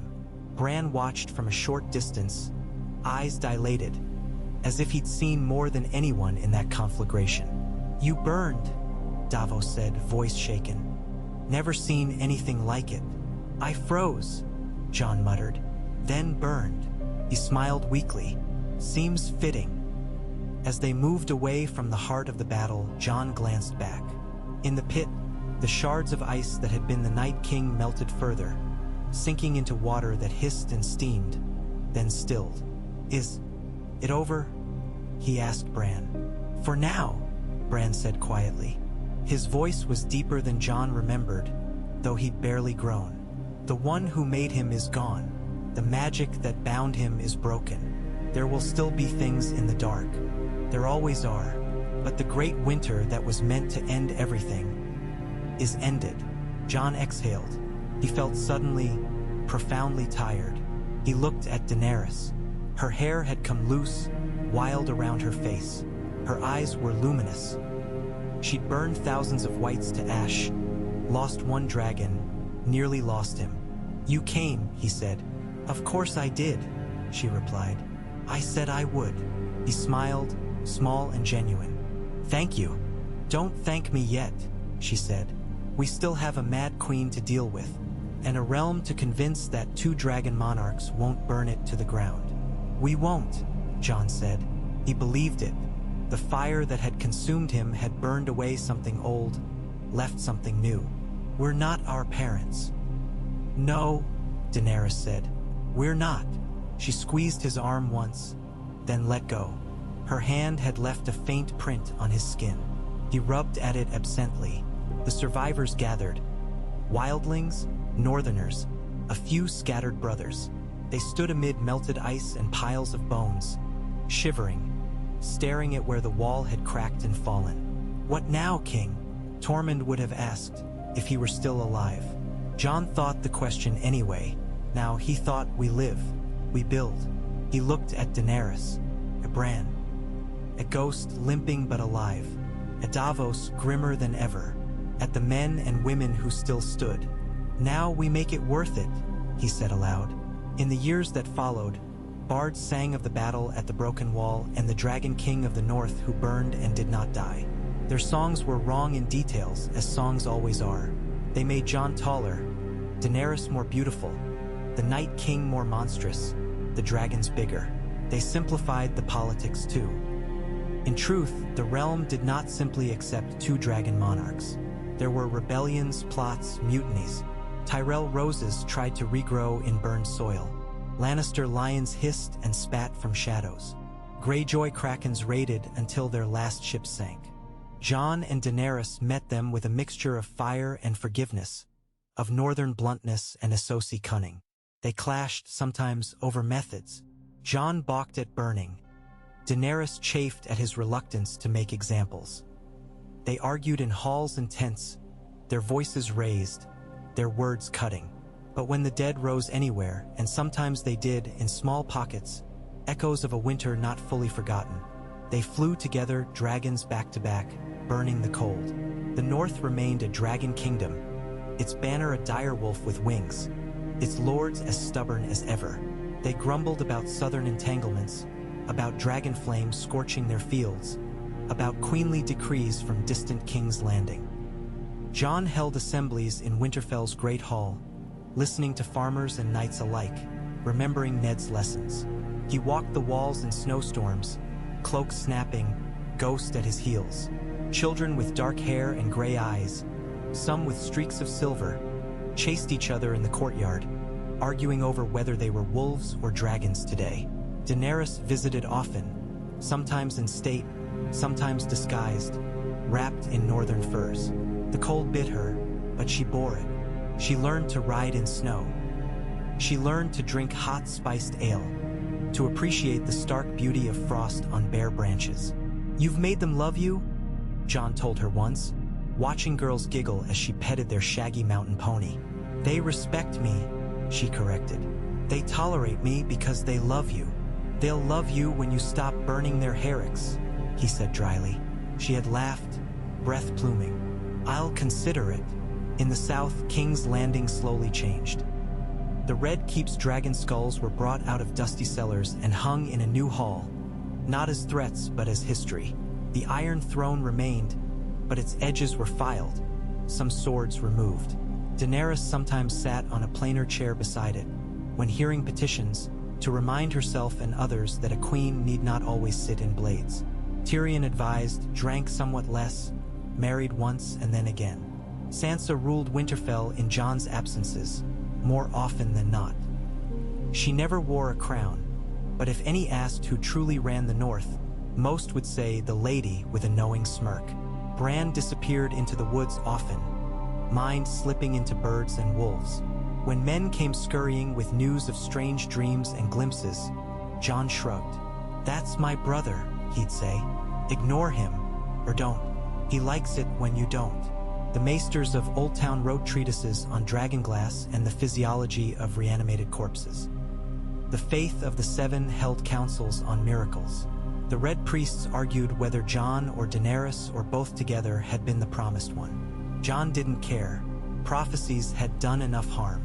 Years later, when his hair had begun to silver at the temples and lines had formed around his eyes, Jon stood on Winterfell's battlements and watched snowfall. The wall, now reduced and rebuilt, loomed in the far distance, a fractured but still standing guardian. Men patrolled it. Women too, some wearing the black. Footsteps approached. He didn't turn.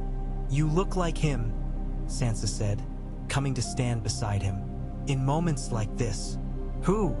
he asked. "Ned." "Yes." She smiled faintly.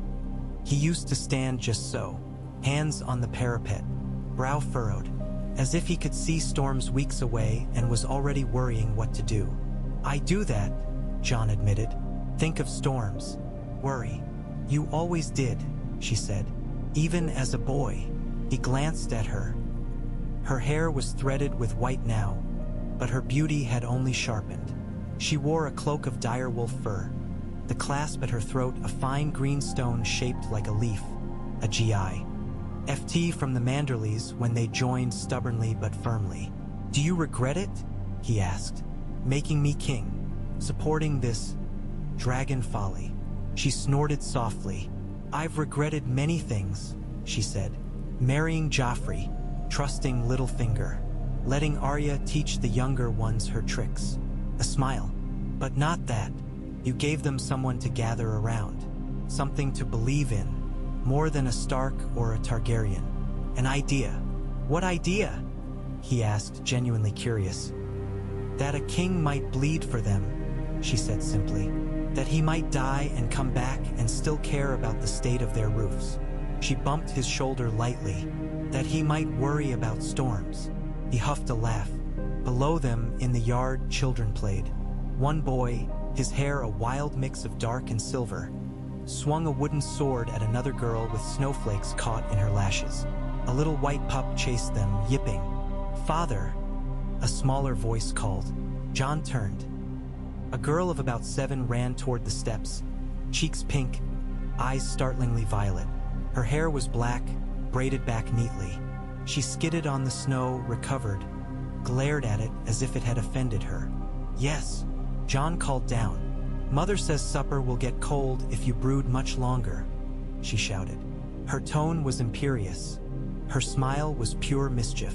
Sansa chuckled. "She's very like Arya, and very like Daenerys," Jon said, "which is a terrifying combination. King Aegon." Another voice called mockingly. Davos stood near the yard gate, beard more salt than pepper now. He cupped his hands. "Your Grace, the realm demands your presence at table. There's stew. Stew grows mutinous if left waiting." "Tell the stew I fear its rebellion," Jon called back. "Come on," Sansa said. "If you make them wait much longer, they'll start composing seditious songs about your brooding." "Too late," he said. "Tormund started that years ago." He took one last look at the falling snow, at the wall in the distance, at the world he'd nearly seen end, now stubbornly alive. Once he'd been Jon Snow, a bastard with no name but the one others spat at him. Once he'd been Aegon Targaryen, secret prince, a coal of a title in his chest. Now he was Aegon, king in the north, dragon and wolf both, husband to a fireborn queen, father to children who knew snow and dragons. He'd died twice. He'd killed a king of ice. He'd watched dragons burn the dead and refused to let them burn the living. He'd declared the North a dragon kingdom and spent the rest of his life trying to make sure that meant something better, not worse, than the histories promised. "Come on, brother," Sansa said again, slipping her arm through his. "Let's see if Daenerys has finally learned not to put too much spice in the stew." "She'll never learn," Jon said fondly. "It's Essos. It's in her blood." "So is madness, they say," Sansa said. "And yet," she squeezed his arm, "and yet," they descended the steps together, leaving the battlements to the snow and the ghosts. Above, the clouds parted briefly. A shaft of pale sunlight speared through, catching on the rebuilt stones of the wall, on the banners snapping from Winterfell's towers. Dire wolves with dragon wings, eyes red and gray, watching over a world that, for all its scars, still turned. In the years to come, people would argue about what had mattered most. The dragons, the prophecies, the battles. Some would say it was the moment a bastard boy chose to embrace a name he'd never asked for and made something new from it. Not the old fire and blood, but a kingdom of snow and flame held in stubborn, fallible human hands. In the end, history would do what it always did: simplify, distort, forget. But for those who lived through it, for those who stood on those walls and tasted that cold, the memory would remain sharp as dragon steel. A dragon had come to the north, and instead of burning it, he'd crowned it. And somehow, against all odds, the north and the world had endured.